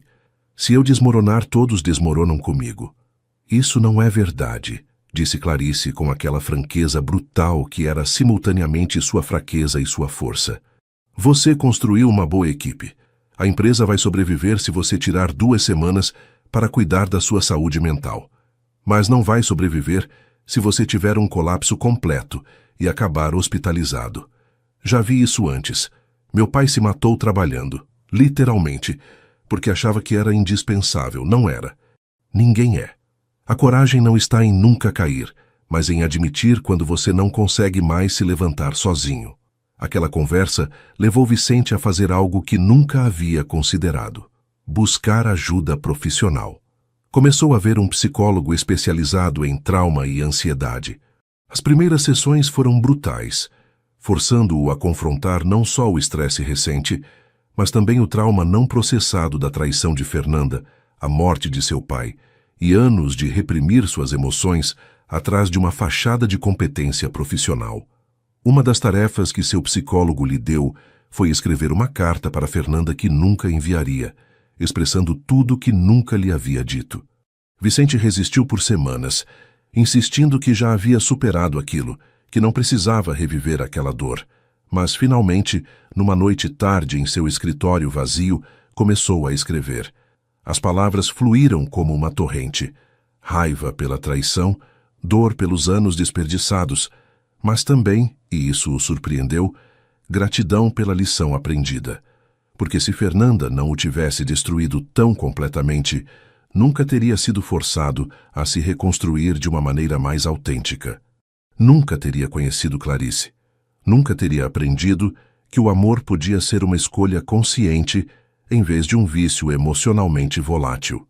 Quando Clarice chegou a seu escritório naquela noite, porque haviam desenvolvido o hábito de trabalhar juntos nas tardes, ela com seus manuscritos, ele com suas faturas e contratos, encontrou-o com a carta nas mãos, lágrimas secas em suas bochechas. "Quer falar sobre isso?" perguntou ela, embora fazer perguntas pessoais ainda a deixasse desconfortável. "Estava escrevendo uma carta para minha ex", explicou Vicente. "Meu terapeuta diz que preciso processar a traição antes de poder seguir em frente completamente. E você já conseguiu?" "Processar?" Não, mas acho que estou começando a entender algo importante. Ela não me destruiu porque eu era fraco ou idiota. Me destruiu porque fui honesto, vulnerável e confiante. Essas não são fraquezas. São forças que ela não soube valorizar. Clarice considerou isso cuidadosamente. Então disse algo que vinha pensando há semanas, mas tinha medo de expressar. Eu também fui à terapia, depois de fugir do meu casamento. Só 2 sessões antes de decidir que não era para mim. Por que parou? Porque a terapeuta ficava tentando descobrir que trauma havia causado minha dificuldade de me conectar emocionalmente. Tinha certeza de que eu devia ter sido abusada, ou negligenciada ou algo dramático. Quando insisti que simplesmente sou assim, ela não acreditou. Como se ser diferente emocionalmente só pudesse ser resultado de dano. Às vezes, o mundo prefere inventar trauma, onde não existe do que aceitar que algumas pessoas simplesmente operam com fios emocionais diferentes. Isso é injusto, disse Vicente com raiva genuína em nome dela. Como se só houvesse uma forma correta de experimentar amor. Exatamente. E o que estou aprendendo com você é que talvez minha forma também seja válida. Talvez eu não precise me consertar. Talvez só precise encontrar alguém que aprecie o que posso dar, em vez de lamentar o que não posso. Foi o mais perto de uma declaração de sentimentos que Clarice havia feito desde que se conheceram. As palavras flutuaram entre eles, carregadas de significado e possibilidade. Vicente se levantou de sua escrivaninha e caminhou até onde ela estava sentada, com um manuscrito do século XIX aberto à sua frente. Ajoelhou-se ao lado de sua cadeira, ficando na altura de seus olhos, e disse com total sinceridade: Eu aprecio o que você pode dar. Sua honestidade brutal, sua lealdade silenciosa, a forma como você aparece consistentemente sem drama nem grandes expectativas. A maneira como seu amor, porque embora você não chame assim, é isso que é, se expressa em ações concretas em vez de palavras poéticas. Tudo isso vale mais para mim do que qualquer grande declaração romântica. Os olhos de Clarice se encheram de lágrimas, o que a surpreendeu porque não chorava facilmente. Não sei se o que sinto por você é amor, admitiu tremulamente. Não parece as músicas ou os filmes, não é fogo nem borboletas. É mais como gravidade. Como se agora que te conheço, orbitar ao seu redor fosse o mais natural do mundo. Isso conta como amor? Conta mais do que qualquer outra coisa que já experimentei, respondeu Vicente.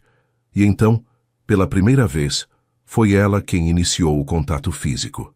Estendeu sua mão e tocou sua bochecha suavemente, explorando o contorno de seu rosto como se fosse um manuscrito precioso que precisava catalogar cuidadosamente. Ele permaneceu completamente quieto, deixando-a tomar controle do momento, respeitando seu ritmo. Quando finalmente se beijaram, não foi o beijo apaixonado dos filmes românticos. Foi tentativo, exploratório, um pouco desajeitado, mas foi real, honesto e completamente deles. Setembro trouxe consigo não apenas o calor úmido da primavera, mas também uma descoberta que ameaçou destruir tudo que Clarice e Vicente haviam construído juntos. Clarice estava catalogando uma nova coleção de documentos comerciais do século XX, recentemente doados ao arquivo, quando encontrou algo que fez seu coração parar. Contratos de sociedade comercial de 1965 entre 2 homens chamados Antônio Ferreira e Giuseppe Nogueira. Seu avô e o avô de Vicente. A princípio pensou que devia ser coincidência. Ferreira e Nogueira eram sobrenomes comuns na Bahia. Mas enquanto lia mais documentos, correspondência comercial, registros de embarques, finalmente uma carta cheia de acusações amargas, a terrível verdade se revelou. Os avós de ambos haviam sido sócios fundadores do que eventualmente se tornou Nogueira em Filhos. Antônio Ferreira havia aportado capital inicial e contatos comerciais. Giuseppe Nogueira havia aportado expertise pesqueira e acesso aos barcos. Durante quase 10 anos, a parceria havia prosperado. Mas então, segundo os documentos, havia surgido uma disputa sobre uma dívida. Antônio Ferreira afirmava que Giuseppe Nogueira lhe devia dinheiro de investimentos não contabilizados. Giuseppe Nogueira insistia que o dinheiro havia sido um presente, não um empréstimo. A desconfiança cresceu. As acusações se tornaram mais severas. Finalmente, em 1975, a sociedade se dissolveu em circunstâncias amargas. O pior era a carta final, escrita por Antônio Ferreira a Giuseppe Nogueira. Não quero ver sua cara nem a de nenhum Nogueira enquanto viver. Você roubou minha confiança e meu investimento. Que sua consciência te persiga pelo resto dos seus dias, ladrão e mentiroso. Jamais permitirei que nenhum descendente meu tenha contato com sua família maldita. Clarice leu aquela carta várias vezes, suas mãos tremendo. Seu avô havia amaldiçoado a família Nogueira. Havia proibido especificamente qualquer contato entre as famílias. E ali estava ela, se apaixonando, porque finalmente podia admitir que era isso que estava acontecendo, pelo bisneto daquele mesmo homem. Seria sua conexão com Vicente genuína, ou apenas o eco de um destino entrelaçado? Teria sido atraída para ele inconscientemente devido a essa história familiar? E se tudo o que sentia era só uma forma distorcida de corrigir os erros do passado? Durante 3 dias, Clarice guardou esse segredo, sentindo-se fisicamente mal cada vez que via Vicente. Finalmente, não aguentou mais. Numa tarde, em seu escritório com vista para o porto, colocou os documentos sobre sua mesa. Você precisa ver isso, disse simplesmente. Vicente leu os documentos devagar, sua expressão passando de confusão à compreensão a horror. Quando terminou, sentou pesadamente em sua cadeira, o rosto pálido. Nossos avós, sussurrou. Eram sócios. E inimigos. Vicente, meu avô amaldiçoou sua família. Especificamente proibiu qualquer contato entre nossas famílias. E se... A voz de Clarice falhou. E se nada disso foi real? E se fomos atraídos um pelo outro só porque o destino, ou o karma, ou sei lá, estava tentando consertar a inimizade deles? Não, disse Vicente firmemente, embora sua voz tremesse. Não, isso não é... Não pode ser. Mas a dúvida já havia sido plantada. Durante as 2 semanas seguintes, ambos lutaram com essa revelação. Clarice se retraiu emocionalmente, voltando aos velhos padrões de frieza e distância, convencida de que havia estado fingindo sentimentos que não eram realmente seus. Vicente, por sua vez, questionava obsessivamente cada momento que haviam compartilhado, perguntando-se se havia sido genuíno ou fabricado por forças além de seu controle. Pararam de se ver diariamente. As terças-feiras no mercado cessaram. As ligações telefônicas ficaram breves e tensas. Era como se ambos estivessem voltando a ser as pessoas solitárias que haviam sido antes de se conhecerem, mas agora com o conhecimento doloroso do que haviam perdido. O medo do auto-engano pode destruir a verdade com a mesma eficácia de qualquer mentira externa. A mãe de Vicente, Beatriz, foi a primeira a notar a mudança. Numa de suas visitas ao arquivo, encontrou Clarice trabalhando mecanicamente, sem a centelha sutil que havia desenvolvido nos últimos meses. O que aconteceu entre você e meu filho? Perguntou diretamente. Não me diga que nada. Vivi tempo demais para não reconhecer quando 2 pessoas estão se matando, por orgulho ou medo. Clarice, exausta de guardar o segredo, contou tudo. Os documentos, a inimizade ancestral, as dúvidas que agora a consumiam. Beatriz escutou em silêncio, seus olhos velhos mais sábios processando a informação. Quando Clarice terminou, a anciã suspirou profundamente. Menina tola, meu marido, que descanse em paz, me contou essa história anos atrás. Não foi segredo, pelo menos não na nossa família. E sabe o quê? Meu sogro, Giuseppe Nogueira, no final de sua vida, admitiu que estava errado naquela disputa, que o orgulho o havia cegado, que Antônio Ferreira tinha razão sobre o dinheiro. Passou seus últimos anos tentando fazer as pazes, mas seu avô nunca aceitou as desculpas. Então meu avô estava certo? Perguntou Clarice confusa. Sobre o dinheiro, sim. Sobre a maldição e o rancor eterno, não. Sabe o que é irônico? Meu marido e eu éramos amigos dos seus pais quando vocês eram crianças. Costumávamos nos ver no mercado, nas festas do bairro. Nossos filhos brincavam juntos. Mas então seu avô descobriu e proibiu o contato. Meu sogro morreu pouco depois, levando sua culpa para o túmulo. E 2 gerações foram envenenadas pelo orgulho de homens que nem estão mais vivos. As palavras de Beatriz ressoaram na mente de Clarice por dias. Se as famílias haviam estado conectadas o tempo todo, se seus caminhos haviam se cruzado repetidamente ao longo das décadas apesar da suposta maldição, então talvez sua conexão com Vicente não fosse o destino tentando corrigir o passado, mas simplesmente 2 pessoas se encontrando apesar das barreiras artificiais criadas por gerações anteriores. Mas ainda tinha medo. Medo de que seus sentimentos não fossem reais, de que estivesse projetando o que acreditava que deveria sentir em vez do que genuinamente sentia. Foi Vicente quem finalmente forçou a confrontação. Apareceu em seu apartamento numa noite chuvosa de setembro, encharcado e claramente desesperado. "Preciso saber", disse sem rodeios quando ela abriu a porta. "O que você sentiu por mim, o que disse que sentia, era real? Ou só se convenceu disso porque achava que era seu destino, ou alguma merda assim?" Clarice o olhou, esse homem que a conhecia melhor que ninguém, que havia respeitado seus limites enquanto simultaneamente a desafiava a crescer, que a havia defendido sem pedir nada em troca. E de repente, com uma clareza que cortava através de todas as suas dúvidas, soube a resposta. Era real. Disse com uma certeza que nunca havia sentido sobre nada emocional em sua vida. É real.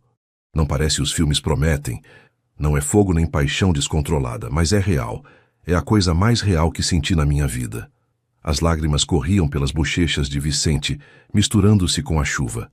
Como você pode ter certeza? Depois de tudo o que disse sobre não conseguir sentir amor. Porque quando não te vi por 2 semanas, foi como se parte do meu mundo tivesse ficado cinza. Porque penso em você quando deveria estar concentrada no trabalho. Porque a ideia de você encontrar outra pessoa me deixa fisicamente mal. Porque me importo mais com você do que com minha necessidade de estar no controle. E para mim, isso é mais significativo do que qualquer declaração de amor eterno. A certeza mais profunda vem não de sentimentos explosivos, mas da quieta devastação de imaginar a vida sem a outra pessoa. Vicente entrou no apartamento e, pela primeira vez, foi ele quem precisou ser segurado. Clarice o abraçou, desajeitadamente no início, porque abraçar ainda não era natural para ela, enquanto ele finalmente se permitia chorar por tudo, pelo pai morto, pela traição de Fernanda, pelo medo de perder Clarice, pelo peso de carregar o legado familiar. Ela não tentou consolá-lo com palavras vazias, nem dizer que tudo ficaria bem. Simplesmente o segurou, oferecendo a solidez de sua presença, o presente mais precioso que podia dar. Os dias seguintes àquela noite chuvosa trouxeram uma nova fase em seu relacionamento. Haviam sobrevivido à crise de dúvida, e isso os havia fortalecido de maneiras que não anteciparam. Decidiram enfrentar ativamente o passado de suas famílias. Vicente contatou os tios e primos que ainda lembravam da velha disputa. Clarice conversou com sua mãe e suas irmãs, compartilhando a história completa pela primeira vez. O que descobriram foi fascinante. A maioria da geração atual não entendia realmente por que havia tanta animosidade entre as famílias. Era um rancor herdado, mantido vivo mais por inércia do que por convicção genuína. A mãe de Clarice, ao ouvir a história completa e saber sobre o relacionamento com Vicente, chorou. Seu avô era um homem teimoso, admitiu. Mantinha rancores como outros colecionam selos. Mas ele está morto, e você está viva. Por que deveria carregar os erros dele? Um dos tios de Vicente foi além, revelando que Giuseppe Nogueira havia deixado uma carta para ser aberta após sua morte, na qual expressava seu profundo arrependimento pela disputa e seu desejo de que futuras gerações pudessem se reconciliar. Aquela carta nunca havia sido entregue à família Ferreira, porque quando Giuseppe morreu, ninguém sabia onde encontrá-los. Armados com essas revelações, Clarice e Vicente fizeram algo ousado. Organizaram um jantar familiar conjunto. Não uma reunião grande e formal, mas algo íntimo. A mãe de Clarice, Beatriz, os irmãos de ambos e um punhado de tios e primos. O jantar foi desconfortável no início. Décadas de desconfiança herdada não desaparecem com um convite para jantar. Mas enquanto compartilhavam comida, a moqueca que era a especialidade da família Ferreira, o ensopado de frutos do mar que Vicente preparou com a receita secreta de Giuseppe, as histórias começaram a fluir. Descobriram que tinham mais em comum do que haviam imaginado. Ambas as famílias haviam lutado com as mesmas dificuldades econômicas durante os anos da ditadura. Ambas haviam perdido membros em acidentes de pesca. Ambas valorizavam a lealdade e o trabalho duro acima de tudo. A disputa dos avós começou a parecer o que realmente era: um mal-entendido trágico entre dois homens igualmente teimosos. Enquanto observava as duas famílias finalmente conversando e rindo juntas, Clarice sentiu algo profundo se mover em seu peito. Não era só a satisfação por ter ajudado a curar uma velha ferida, mas o reconhecimento de que ela e Vicente haviam criado algo novo, uma forma de estar juntos que não dependia de corrigir o passado, mas de construir deliberadamente um futuro diferente. As famílias são como barcos antigos, carregam as marcas de todas as tempestades que sobreviveram, mas são capazes de navegar para novos horizontes se alguém tiver a coragem de mudar o rumo. Mas nem tudo era reconciliação tranquila. O ex-noivo de Clarice, Rodrigo, que havia estado relativamente quieto durante meses, escolheu esse momento para escalar seus ataques.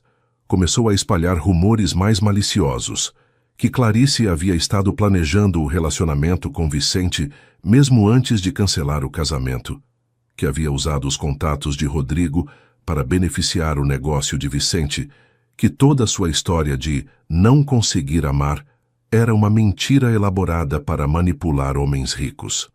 Os rumores se espalharam pelo Pelourinho como fogo em capim seco. Clarice começou a receber olhares hostis no mercado. Algumas das vendedoras que a haviam conhecido desde criança agora a evitavam. Uma tarde, encontrou "Mentirosa", escrito com batom vermelho no espelho do elevador de seu prédio. Vicente estava furioso e queria confrontar Rodrigo publicamente, mas Clarice o deteve. Se reagirmos com raiva, só confirmamos que nos importamos com o que dizem. Se reagirmos com graça, eventualmente vão ficar sem material. Graça! Vicente quase gritou. Eles estão destruindo sua reputação. Minha reputação se destruiu quando fugi do meu próprio casamento. Essas são só camadas adicionais sobre ruínas existentes. Mas sabe o quê? Já não me importo tanto quanto antes, porque agora entendo que as pessoas que genuinamente me conhecem, você, sua mãe, minha família, meus colegas no arquivo, essas pessoas sabem a verdade. E a opinião delas é a única que realmente importa. A verdadeira liberdade chega quando você para de precisar da aprovação de pessoas que nunca te conheceram de verdade. Para provar seu ponto, Clarice fez algo radical. Apresentou Vicente publicamente como seu parceiro num evento do arquivo. Foi uma exposição sobre manuscritos comerciais históricos da Bahia, e a elite cultural da cidade estaria presente. Era a oportunidade perfeita para os fofoqueiros a julgarem diretamente. Chegaram juntos, e Vicente notou imediatamente como as conversas paravam quando entravam, como os olhares se tornavam especulativos ou julgadores. Mas Clarice caminhou com a cabeça erguida, sua mão firmemente na dele, um gesto que custava toda a sua coragem, mas que executava com determinação. Durante sua apresentação sobre as técnicas de restauração de manuscritos comerciais do século XIX, incorporou sutilmente a história das famílias Nogueira e Ferreira, como uma disputa comercial havia separado duas famílias por gerações, como os documentos históricos podiam revelar não só fatos, mas também as consequências duradouras de rancores não resolvidos, e como a verdadeira coragem não estava em manter ressentimentos herdados, mas em ter a força de escrever novas narrativas. A audiência escutou em silêncio. Alguns rostos mostravam desaprovação contínua, mas outros, especialmente os mais jovens, mostravam compreensão e até admiração por sua honestidade. Depois da apresentação, várias pessoas se aproximaram de Clarice. Nem todos foram gentis, mas alguns, incluindo a diretora do arquivo e 2 professores universitários, lhe expressaram respeito por sua transparência e seu trabalho profissional. Um dos professores até sugeriu que sua inovação em técnicas de preservação aplicadas à indústria pesqueira seria um excelente tema para um estudo de caso acadêmico. Enquanto dirigiam para casa naquela noite, Vicente pegou a mão de Clarice e a apertou. Você foi incrível. Corajosa de um jeito que eu nunca conseguiria ser.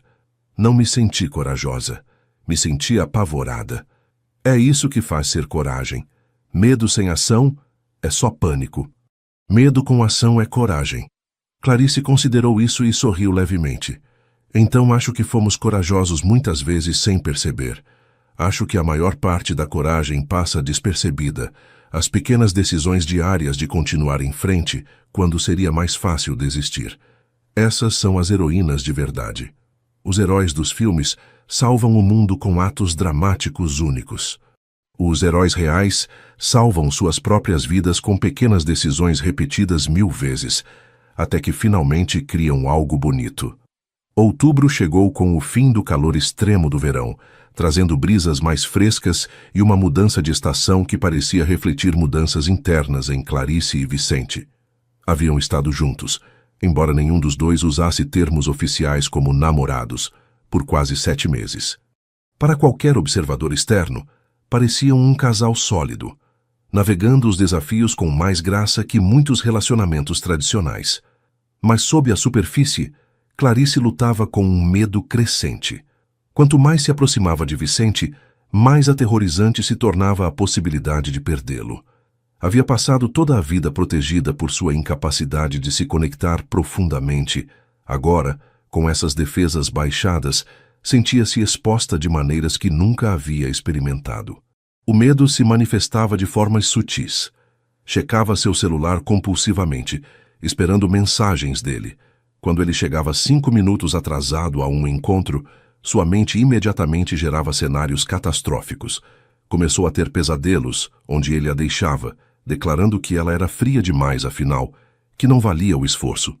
Uma noite, depois de um pesadelo particularmente vívido, ligou para ele às 3 da manhã.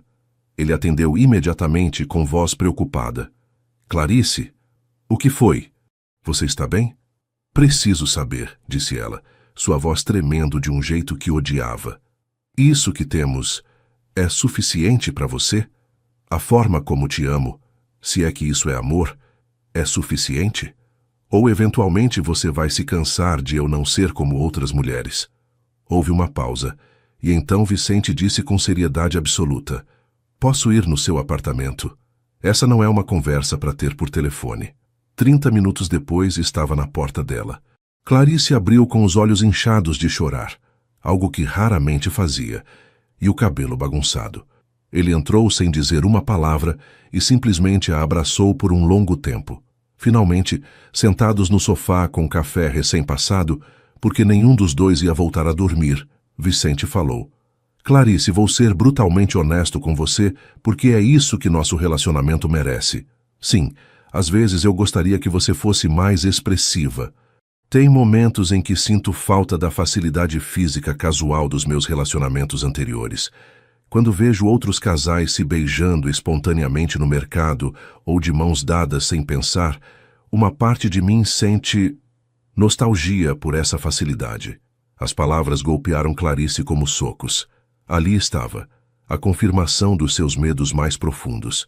Não era suficiente. Nunca seria suficiente. Mas então Vicente continuou: Mas esses momentos duram talvez 5 segundos antes de eu lembrar o que realmente tenho com você. Tenho honestidade total. Tenho alguém que nunca mente sobre seus sentimentos. Tenho lealdade que não depende de emoções voláteis, mas de escolha consciente. Tenho alguém que apareceu para salvar meu negócio sem que eu pedisse, que enfrentou uma cidade inteira de fofoqueiros por mim, que luta contra seus próprios instintos todo dia para permanecer nesse relacionamento. Você sabe o quão raro e precioso é isso? Mas não é romântico, sussurrou Clarice. É o mais romântico que já experimentei. Sabe por quê? Porque é uma escolha. Todo dia você escolhe estar comigo, apesar de cada instinto te dizer para se proteger. Toda vez que você me toca, eu sei que é um ato deliberado de coragem, não um reflexo automático. Isso significa mais para mim do que 1000 beijos apaixonados de alguém para quem o afeto físico é fácil. O amor que se escolhe deliberadamente todo dia tem uma profundidade que o amor que simplesmente acontece nunca alcançará. Tenho medo, admitiu Clarice. Nunca tive algo a perder antes. Agora tenho algo, alguém, e estou apavorada de que vai escorrer pelos meus dedos porque não sei como segurar direito. Então aprendemos juntos, disse Vicente simplesmente. Não tem uma forma certa de fazer isso. Só tem nossa forma, que inventamos enquanto avançamos. Aquela conversa às 3 da manhã se tornou um ponto de virada. Decidiram estabelecer algumas estruturas que ajudariam Clarice com sua ansiedade. Check-ins diários breves por mensagem, um plano de encontros regular, terças para o mercado, sextas para jantar juntos e, o mais importante, um acordo de que se qualquer um deles sentisse que estavam se distanciando, abordariam imediatamente em vez de deixar apodrecer. Mas Vicente também estava lidando com seus próprios medos. À medida que sua recuperação terapêutica progredia, percebia que ainda tinha problemas para confiar completamente. Uma parte dele sempre estava esperando o outro sapato cair, esperando que Clarice eventualmente o traísse como Fernanda havia feito. Esses medos chegaram a um ponto crítico quando uma mulher de seu passado apareceu inesperadamente. Fernanda, sua ex, havia voltado a Salvador para uma conferência de negócios. Ela o contatou, pedindo para se encontrarem para fechar esse capítulo apropriadamente. Vicente contou a Clarice sobre a mensagem imediatamente, fiel ao seu compromisso de transparência total. Sua primeira reação foi de pânico. Ali estava, a mulher bonita e expressiva que ele havia amado por 8 anos, voltando para sua vida. Como Clarice poderia competir com isso? Você quer vê-la? Perguntou Clarice, tentando manter sua voz neutra, mas falhando. Não sei, admitiu Vicente honestamente. Parte de mim sente que preciso desse fechamento, mas parte de mim tem medo de que, sei lá, de que ao vê-la eu lembre como deveria ser o amor e perceba que o que temos não é suficiente. As palavras doeram, mas Clarice apreciava sua honestidade. Acho que você deveria vê-la, disse finalmente. Não porque quero que você vá embora, mas porque, se nosso relacionamento não consegue sobreviver a você encontrar sua ex, então não era forte o suficiente para começar. E preciso saber disso agora, em vez de descobrir 5 anos depois, quando tivermos construído ainda mais. O verdadeiro teste de confiança não é evitar situações difíceis, mas enfrentá-las deliberadamente e ver o que sobrevive. Vicente se encontrou com Fernanda num café neutro, um lugar público onde ambos se sentiriam confortáveis. Clarice passou aquelas 2 horas trabalhando no arquivo, incapaz de se concentrar de verdade, verificando seu celular a cada 30 segundos, embora tivesse prometido não contatá-lo, até que ele voltasse. Quando finalmente Vicente chegou ao arquivo, encontrou Clarice fingindo trabalhar num manuscrito, suas mãos tremendo levemente enquanto tentava segurar uma lupa de aumento.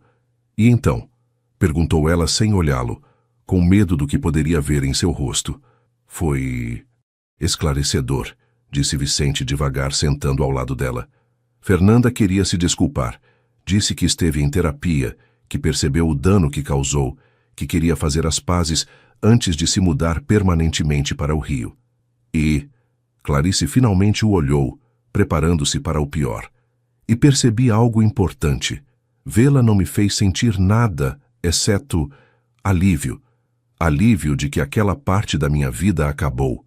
Alívio de que não sou mais a pessoa que se perdia em relacionamentos tóxicos. Ela é bonita, confiante, emocionalmente expressiva, todas as coisas que achei que queria. Mas quando falava, tudo o que conseguia pensar era em como suas palavras eram só palavras, sem o peso de ações consistentes por trás. E percebi que o que tenho com você, essa coisa estranha, anticonvencional e às vezes desconfortável, é mais real do que qualquer coisa que tive com ela. Os olhos de Clarice se encheram de lágrimas. Aquelas lágrimas que já não conseguia controlar completamente desde que havia aberto seu coração. Você tem certeza? Porque ainda pode escolher algo mais fácil. Alguém mais fácil. Não vou ficar ofendida. É exatamente por isso que tenho certeza, disse Vicente, limpando suavemente uma lágrima de sua bochecha. Porque mesmo agora, na sua vulnerabilidade, você se preocupa mais com minha felicidade do que em se segurar. Isso é amor, Clarice. Talvez não pareça aos filmes, mas é o mais genuíno que conheci. Eles se beijaram ali, entre estantes de manuscritos antigos que cheiravam a tempo e preservação. E pela primeira vez, ambos sentiram que estavam construindo algo que poderia durar não porque estava destinado ou era fácil, mas porque ambos estavam escolhendo ativamente todo dia. Novembro trouxe consigo as primeiras chuvas do verão e um senso de consolidação para Clarice e Vicente. A empresa Nogueira em Filhos não só havia sobrevivido como estava prosperando, graças em parte às inovações em preservação que Clarice havia introduzido. Vários artigos comerciais haviam destacado sua colaboração como exemplo de pensamento interdisciplinar em negócios tradicionais. O arquivo público havia recebido uma bolsa importante depois que Vicente, como um dos empresários mais bem-sucedidos da cidade, fez lobby com a prefeitura para aumentar o financiamento cultural. O centro cultural que havia estabelecido num antigo casarão colonial estava prosperando, tornando-se um ponto de encontro para acadêmicos e artistas locais. Na superfície, tudo parecia estar se alinhando perfeitamente. Mas Vicente estava lutando internamente com uma pergunta: o que significava compromisso de longo prazo para duas pessoas que haviam deliberadamente rejeitado as narrativas românticas tradicionais? A ideia de casamento o enchia de ansiedade. Sua única tentativa prévia de compromisso sério havia terminado em desastre, e sabia que Clarice carregava trauma do seu casamento cancelado. Mas, ao mesmo tempo, queria alguma forma de marcar que isso era permanente, que ele não ia a lugar nenhum, que havia escolhido construir sua vida ao redor dela. Confidenciou essas preocupações à sua mãe durante uma de suas visitas semanais. Beatriz, agora consideravelmente mais saudável depois de meses de cuidados médicos apropriados e menos estresse desde que a empresa estava estável, escutou sabiamente. Por que você assume que o compromisso tem que parecer com o de todo mundo? Perguntou ela. Vocês dois construíram algo completamente único. Por que seu compromisso não poderia ser igualmente único? A ideia ficou com Vicente. Durante semanas, refletiu sobre o que significaria um compromisso autêntico para eles. Não queria uma proposta de casamento tradicional, de joelhos num restaurante romântico com um anel de diamantes, porque isso parecia falso para quem eles realmente eram. Finalmente, numa manhã de terça-feira comum no mercado do peixe, seu lugar sagrado onde tudo havia começado, Vicente encontrou seu momento. Estavam tomando café no bar do mercado, como haviam feito dezenas de vezes antes, quando ele colocou um pequeno pacote embrulhado em papel pardo sobre o balcão entre eles. "O que é isso?" perguntou Clarice confusa. Não era seu aniversário nem nenhuma ocasião especial. "Abra e veja." Clarice desembrulhou cuidadosamente o pacote para encontrar um caderno. Não era um caderno qualquer, mas um feito à mão com técnicas de encadernação do século XIX. O tipo de objeto que uma restauradora de manuscritos apreciaria por sua artesania. Na primeira página, escrita com a caligrafia cuidadosa de Vicente, havia uma lista. Razões pelas quais escolho construir minha vida com você. Número 1. Sua honestidade brutal, quando todos os outros só oferecem palavras bonitas vazias. 2. A forma como você aparece consistentemente sem drama nem expectativas. 3. Sua inteligência e criatividade para resolver problemas. 4. Sua coragem para permanecer nesse relacionamento apesar dos seus medos. 5. O fato de você nunca fingir ser alguém que não é. 6.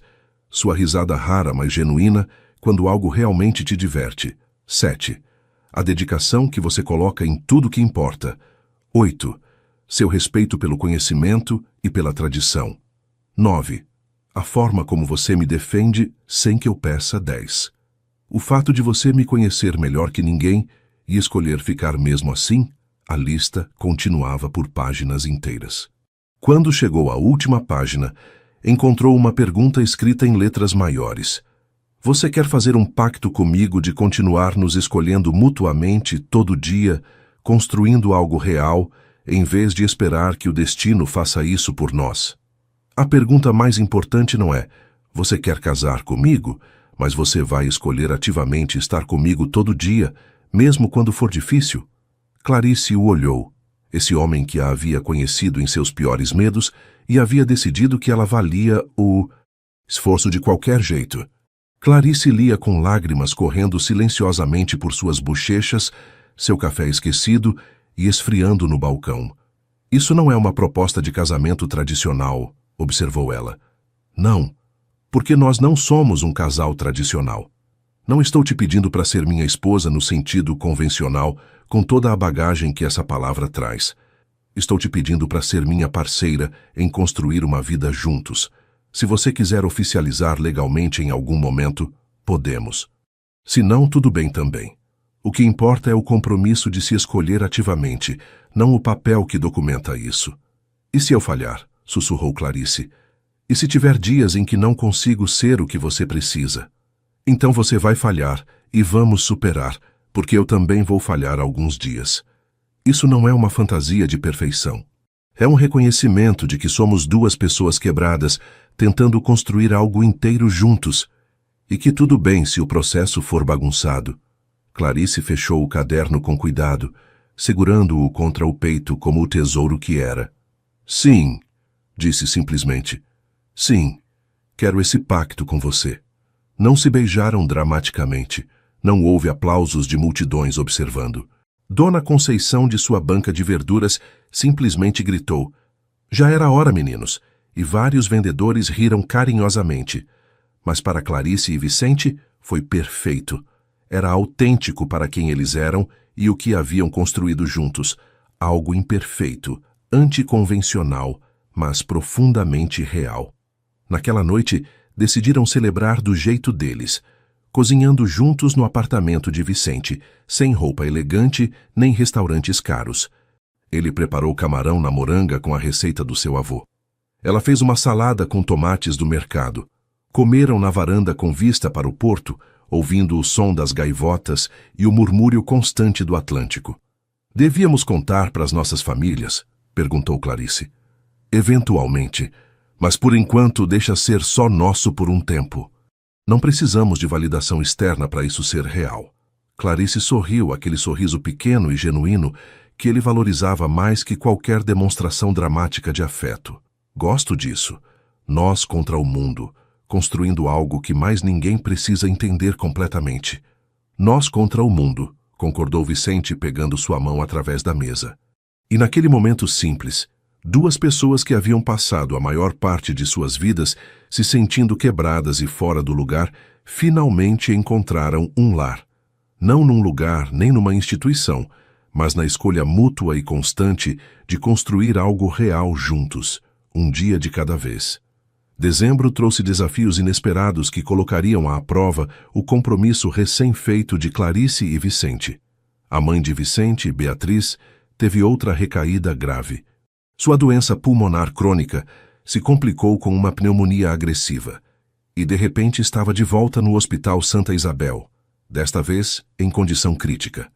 Os médicos advertiram que poderia não sobreviver. Vicente mergulhou numa espiral de medo e culpa.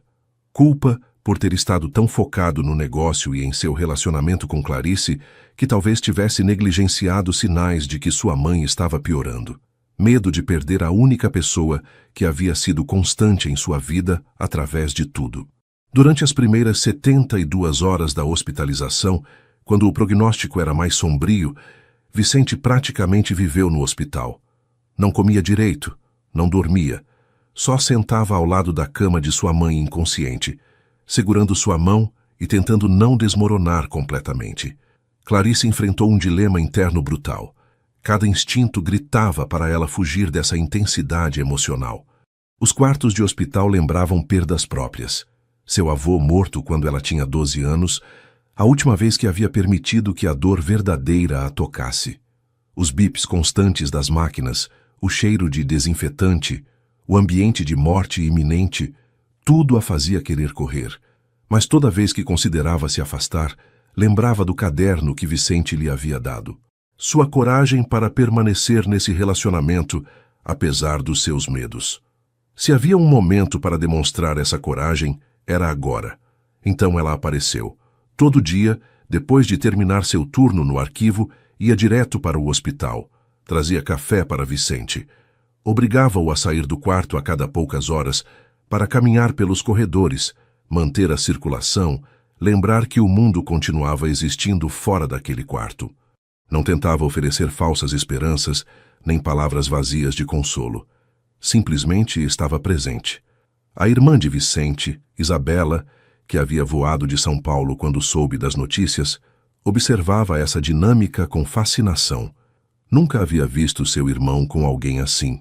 Alguém que claramente estava desconfortável, mas que se forçava a ficar mesmo assim. Sua namorada é estranha, comentou com Vicente durante um dos breves momentos em que Clarice havia ido buscar mais café. Mas eu gosto dela. Qualquer outra pessoa mais superficial já teria fugido. Ela fica mesmo quando cada parte da sua linguagem corporal grita que quer estar em qualquer outro lugar. Ela não é minha namorada, corrigiu Vicente automaticamente. Não? Então o que é? É minha parceira, minha pessoa, a única com quem consigo imaginar construir uma vida. Isabela sorriu com tristeza. Isso parece muito mais que uma namorada. O amor verdadeiro não se mede nos momentos felizes, mas na vontade de permanecer durante os momentos de devastação, quando cada instinto grita para você se proteger. No quarto dia, Beatriz finalmente recobrou a consciência. Estava fraca, conectada a múltiplas máquinas, mas consciente. Sua primeira pergunta depois de estabelecer que estava viva foi: "Onde está a menina Clarice?" "Está aqui, mãe", respondeu Vicente, apontando onde Clarice estava dormindo desconfortavelmente numa cadeira de plástico no canto. "Ela esteve aqui todo dia." Beatriz sorriu fracamente. "Boa menina." Eu sabia que ela não estava tão quebrada quanto pensava. Durante a segunda semana de hospitalização, quando Beatriz estava fora de perigo imediato, mas ainda muito doente, aconteceu algo que mudou fundamentalmente o relacionamento entre Clarice e Vicente. Era tarde da noite, muito depois do fim do horário de visitas, mas as enfermeiras haviam feito uma exceção, deixando Vicente ficar. Clarice tecnicamente não deveria estar ali, mas havia ficado mesmo assim, escondida discretamente no canto. Vicente havia estado segurando todo o seu estresse por 2 semanas, sendo forte para sua família, gerenciando a crise com sua eficiência característica. Mas naquela noite, algo nele finalmente quebrou. Começou a chorar. Não lágrimas silenciosas, mas soluços profundos e dilacerantes que sacudiam todo o seu corpo. Chorou pela mãe doente. Chorou pelo pai morto. Chorou por todos os anos que havia passado, se sentindo inadequado. Chorou pelo medo de que, se perdesse sua mãe, não restaria ninguém que o tivesse conhecido quando era apenas uma criança, antes de todas as feridas e o cinismo. Clarice, que nunca havia sido boa consolando pessoas, que sempre se sentiu desajeitada com as emoções intensas dos outros, fez algo que a surpreendeu. Ajoelhou-se na frente dele, pegou seu rosto entre suas mãos e o olhou diretamente nos olhos. "Eu te conheço", disse com uma intensidade feroz. "Conheço o homem que levanta às 5 da manhã para verificar pessoalmente cada embarque. Conheço o homem que se culpa por coisas que estão fora do seu controle. Conheço o homem que é capaz de construir algo lindo, mesmo quando está quebrado por dentro. Eu te conheço, Vicente Nogueira, e não vou a lugar nenhum. Sua mãe vai se recuperar porque é uma mulher teimosa, que não está pronta para ir. Mas mesmo se o pior acontecer, você não vai estar sozinho. Você me tem. Sempre vai me ter." Foi a declaração emocionalmente mais vulnerável que Clarice havia feito em sua vida. E significava tudo, porque ambos sabiam quanto custava para ela. Vicente a abraçou com uma intensidade quase desesperada, e ela o segurou tão forte quanto podia, oferecendo sua força quando a dele havia se esgotado temporariamente. Naquele momento, num quarto de hospital estéril sob luzes fluorescentes duras, com o som de máquinas médicas como trilha sonora, eles se amaram mais profundamente do que em qualquer cenário romântico perfeito. Durante a 3ª semana, enquanto Beatriz continuava melhorando devagar, Clarice tomou uma decisão importante. Pediu uma reunião formal com a família Nogueira, os irmãos de Vicente, seus tios, os primos mais próximos, na sala de espera do hospital. Sei que alguns de vocês têm perguntas sobre mim e sobre meu relacionamento com Vicente. Começou Clarice, sua voz tremendo levemente, mas sua determinação firme. Sei que não sou o que esperavam. Não sou calorosa nem expressiva. Não me encaixo no molde tradicional do que deveria ser uma parceira para alguém da família de vocês. A irmã de Vicente tentou interromper, mas Clarice levantou uma mão. Por favor, me deixem terminar. Preciso dizer isso. Eu amo Vicente do único jeito que sei amar. Não posso prometer que algum dia vou ser demonstrativa ou emocionalmente efusiva, mas posso prometer que sempre vou aparecer, que sempre vou ser honesta com ele, que vou defendê-lo quando estiver em apuros e desafiá-lo quando estiver errado, que vou escolher estar com ele todo dia, mesmo quando for difícil, mesmo quando eu tiver medo. Isso é tudo que posso oferecer, mas ofereço sem reservas. A coragem não é a ausência de medo, mas a decisão de amar completamente apesar dele. Houve um silêncio prolongado. Então a tia mais velha de Vicente, uma mulher de 70 anos que havia estado inicialmente cética sobre Clarice, falou: Menina, em 50 anos de casamento com meu marido, nunca ouvi palavras tão honestas sobre amor. Você esteve aqui todo dia durante 3 semanas. Vejo como você olha para o meu sobrinho. Vejo como ele olha para você. Você não precisa ser como todo mundo. Só precisa ser real. E claramente você é. Um por um, os membros da família Nogueira expressaram sua aceitação e apoio. Nem todos estavam completamente confortáveis. Algumas das tias mais tradicionais ainda franziam o senho diante da falta de demonstrações físicas de afeto, mas havia um reconhecimento geral de que o que Vicente e Clarice compartilhavam era genuíno e valioso. Quando Vicente soube dessa reunião mais tarde, porque Clarice havia feito deliberadamente quando ele estava com sua mãe, ficou arrasado. Você não precisava fazer isso, disse, embora claramente comovido. Precisava sim. Se vamos construir uma vida juntos, sua família precisa entender quem eu sou de verdade. E eu precisava provar para eles, e provar para mim mesma, que posso ser corajosa quando importa. Naquela noite, quando finalmente deixaram o hospital depois que Beatriz insistiu que fossem para casa e descansassem, caminharam pelas ruas noturnas de Salvador de mãos dadas. Não falaram muito, ambos exaustos até os ossos, mas havia uma solidez em sua conexão que não havia estado ali antes. Haviam enfrentado juntos a possibilidade de perda devastadora e saído do outro lado mais fortes. Seu amor, estranho, anticonvencional, construído consciente e dolorosamente, havia sobrevivido seu primeiro teste verdadeiro.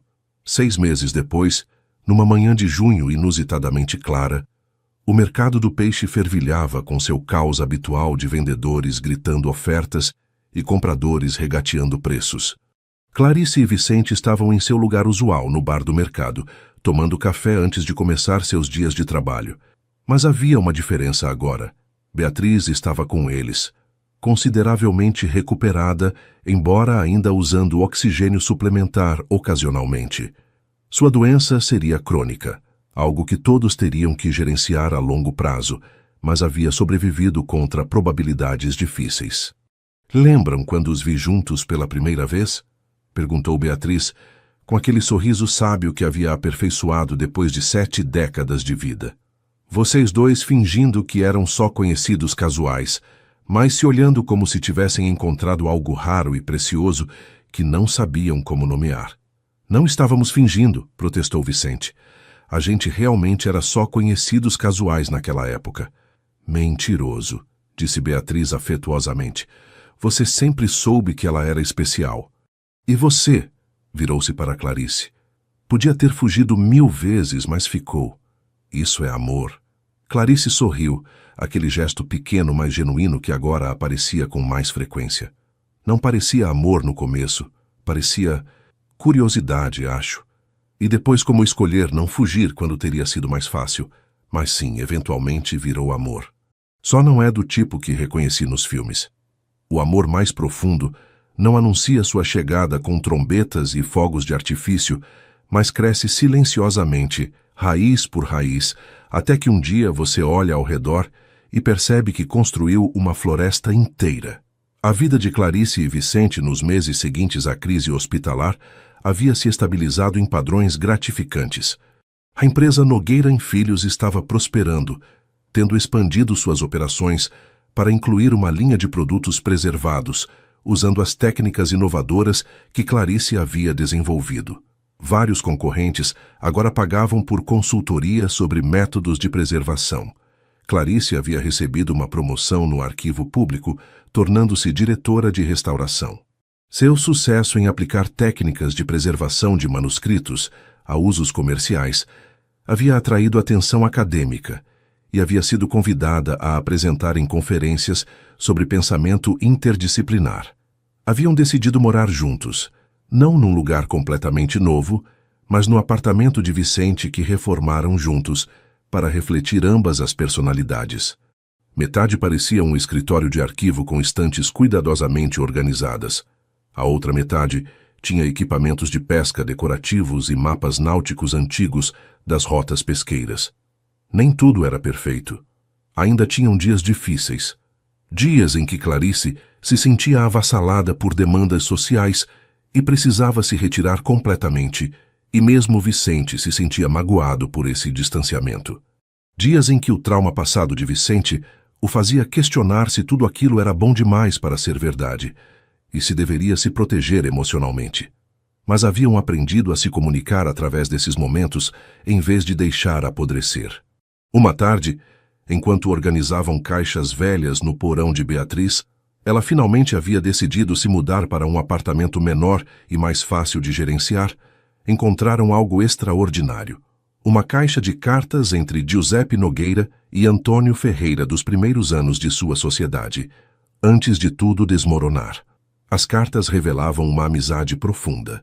Os dois homens haviam se apoiado mutuamente através de dificuldades do pós-guerra, haviam sido padrinhos dos filhos um do outro, haviam sonhado juntos sobre construir um legado que duraria gerações. Ler essas cartas, ver o quanto haviam se importado antes que o orgulho e o mal-entendido destruíssem tudo, foi profundamente comovente. Eles devem ter sido como nós, observou Clarice, construindo algo real baseado em escolha e respeito mútuo. E perderam tudo por uma disputa sobre dinheiro, acrescentou Vicente com tristeza, por não conseguirem se comunicar honestamente quando surgiram problemas. Olhando um para o outro, ambos entenderam a mesma mensagem. O que haviam construído era precioso e frágil. Exigiria cuidado constante, comunicação honesta e a vontade de enfrentar problemas diretamente em vez de deixá-los crescer na escuridão. Vamos fazer um pacto, sugeriu Clarice, que nunca deixaremos nosso orgulho ser mais importante que nosso relacionamento, que se algo nos incomoda, vamos falar imediatamente, que não vamos permitir que o que aconteceu com eles aconteça com a gente. Pacto, concordou Vicente, estendendo sua mão para apertar a dela naquele gesto formal que havia chegado a simbolizar suas promessas mútuas. A primavera se transformou em verão, e com ela chegou o evento que marcaria publicamente seu compromisso um com o outro. Não foi um casamento. Nenhum dos dois queria isso, com toda a bagagem e expectativas que trazia. Em vez disso, organizaram uma cerimônia de compromisso secular no centro cultural que Vicente havia restaurado. Não houve vestido branco nem terno formal. Clarice usou um vestido simples de linho azul. Vicente, calça e camisa de linho branco. Não houve padre nem juiz, só um moderador neutro que leu as palavras que eles mesmos haviam escrito. As famílias Nogueira e Ferreira, finalmente completamente reconciliadas, enchiam o salão principal. Também estavam presentes funcionários da empresa pesqueira, colegas do arquivo, vendedores do mercado que haviam observado sua história se desenrolar, amigos que haviam testemunhado suas lutas. Quando chegou o momento dos votos, Vicente falou primeiro. Clarice, não te prometo amor eterno porque ambos sabemos que sentimentos podem mudar. Em vez disso, te prometo escolha eterna. Escolho aprender seu idioma emocional, mesmo quando é diferente do meu. Escolho aparecer todo dia, especialmente nos dias difíceis. Escolho celebrar o que você pode dar, em vez de lamentar o que não pode. Escolho construir com você, conscientemente e deliberadamente, algo real. As promessas mais sinceras não são sobre sentimentos que não podemos controlar, mas sobre ações que escolhemos realizar, mesmo quando os sentimentos falham. Clarice, com lágrimas correndo por suas bochechas, aquelas lágrimas que agora permitia fluir livremente, respondeu: Vicente, não te prometo que algum dia vou ser a parceira demonstrativa que a sociedade diz que você deveria ter. Mas te prometo minha presença constante. Te prometo minha honestidade brutal, mesmo quando for desconfortável. Te prometo minha lealdade inabalável. Te prometo que vou continuar escolhendo ser corajosa, escolhendo ficar, escolhendo você sobre meus medos. Te prometo que vamos construir juntos algo que mais ninguém precisa entender completamente, porque vai ser perfeitamente nosso. Não trocaram alianças tradicionais. Em vez disso, trocaram correntes de ouro simples com coordenadas gravadas. As coordenadas exatas do lugar no mercado do peixe onde se haviam conhecido pela primeira vez. Uma lembrança de que os começos mais importantes frequentemente chegam disfarçados de momentos comuns. Depois da cerimônia, não houve dança formal nem discursos longos. Em vez disso, montaram mesas compridas no pátio do Centro Cultural. Serviram comida simples, mas deliciosa, frutos do mar, preparados de 12 formas diferentes, vegetais do mercado, cachaça artesanal local. E deixaram que as duas famílias finalmente se misturassem completamente, compartilhando histórias e rindo juntas.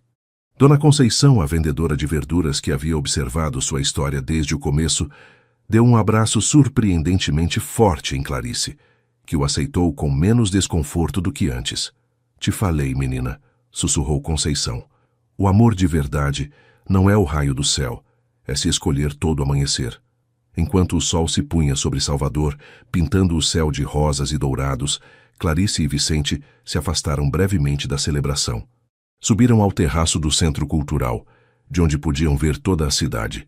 O porto onde Vicente trabalhava, o arquivo onde Clarice trabalhava, o mercado onde se haviam conhecido, a praia do Porto da Barra onde haviam caminhado descalços, o Hospital Santa Isabel onde haviam enfrentado juntos o medo da perda. Você acha que conseguimos? Perguntou Clarice. Construir algo real sem seguir nenhum dos roteiros tradicionais? Vicente a envolveu em seus braços. Ela ainda se tensionava levemente no início do contato, mas agora relaxava quase imediatamente. Acho que estamos conseguindo, todo dia, e acho que isso é mais importante do que qualquer chegada mágica a um final feliz, porque isso não é um final. É só o meio de uma história que vamos continuar escrevendo juntos, pelo resto das nossas vidas. Ficaram assim enquanto o céu escurecia e as primeiras estrelas começavam a aparecer sobre o Atlântico. Lá embaixo, podiam ouvir a risada de suas famílias se misturando, o som de duas linhagens finalmente curando as feridas do passado. Clarice pensou na mulher que havia sido menos de um ano antes, a noiva que havia fugido do próprio casamento, convencida de que estava quebrada além do concerto, certa de que nunca sentiria amor da maneira que todos os outros pareciam sentir. E agora, ali estava, comprometida com um homem que não só aceitava sua diferença, mas a celebrava, cercada de pessoas que finalmente a entendiam. Vicente pensou no homem que havia sido quando retornou a Salvador, destroçado pela traição, convencido de que nunca voltaria a confiar, enterrando sua dor em trabalho obsessivo. E agora, ali estava, segurando uma mulher que lhe havia ensinado que o amor podia ser uma escolha consciente, em vez de uma montanha-russa emocional, com uma família reconstruída e um futuro que realmente desejava. Sabe o que é louco? Disse Clarice finalmente. Se seu avô e meu avô tivessem resolvido seus problemas 60 anos atrás, talvez nunca teríamos nos conhecido. Talvez nossas famílias tivessem estado tão entrelaçadas que teríamos sido como irmãos. E essa possibilidade nunca teria existido. Talvez os erros deles criaram o espaço para a gente encontrar algo que eles perderam. Ou talvez, sugeriu Vicente, o universo tenha um senso de humor distorcido. Quebra as coisas para que outra pessoa possa encontrar as peças certas entre os escombros e construir algo novo e melhor. O final mais bonito é aquele que reconhece que não existem finais reais, apenas novos começos disfarçados de conclusões. Enquanto desciam de volta à celebração, onde suas famílias unidas os esperavam, seus amigos leais e a cachaça que ainda fluía livremente, ambos sentiram algo que nenhum dos dois havia realmente esperado encontrar: paz. Não a paz de ter chegado a um destino final, mas a paz de saber que fosse o que fosse que o futuro trouxesse, enfrentariam juntos, escolhendo-se mutuamente repetidas vezes, construindo algo real a partir de decisões conscientes, em vez de promessas vazias. A história da mulher que nunca amou e do empresário que se perdeu em seu encanto não terminou com um beijo perfeito sob fogos de artifício. Terminou com algo muito melhor. Duas pessoas imperfeitas se comprometendo a construir uma vida juntos. Uma terça-feira comum de cada vez, com toda a honestidade, paciência e coragem que o amor verdadeiro exige. E isso decidiram ambos, enquanto se misturavam novamente com seus convidados. Era o tipo de final que valia mais do que qualquer conto de fadas. Anos depois, quando lhes perguntavam sobre sua história de amor, nem Clarice nem Vicente usavam palavras como destino ou almas gêmeas. Em vez disso, falavam sobre escolha, sobre trabalho diário, sobre construir algo juntos com as mesmas mãos que usavam para seus ofícios respectivos, mãos que conheciam o valor da paciência, da precisão e de nunca desistir de algo que importava. E se alguém perguntava se haviam se apaixonado à primeira vista, sorriam e diziam: não. Escolhemos nos apaixonar devagar, dolorosamente, honestamente. E essa é uma história muito melhor.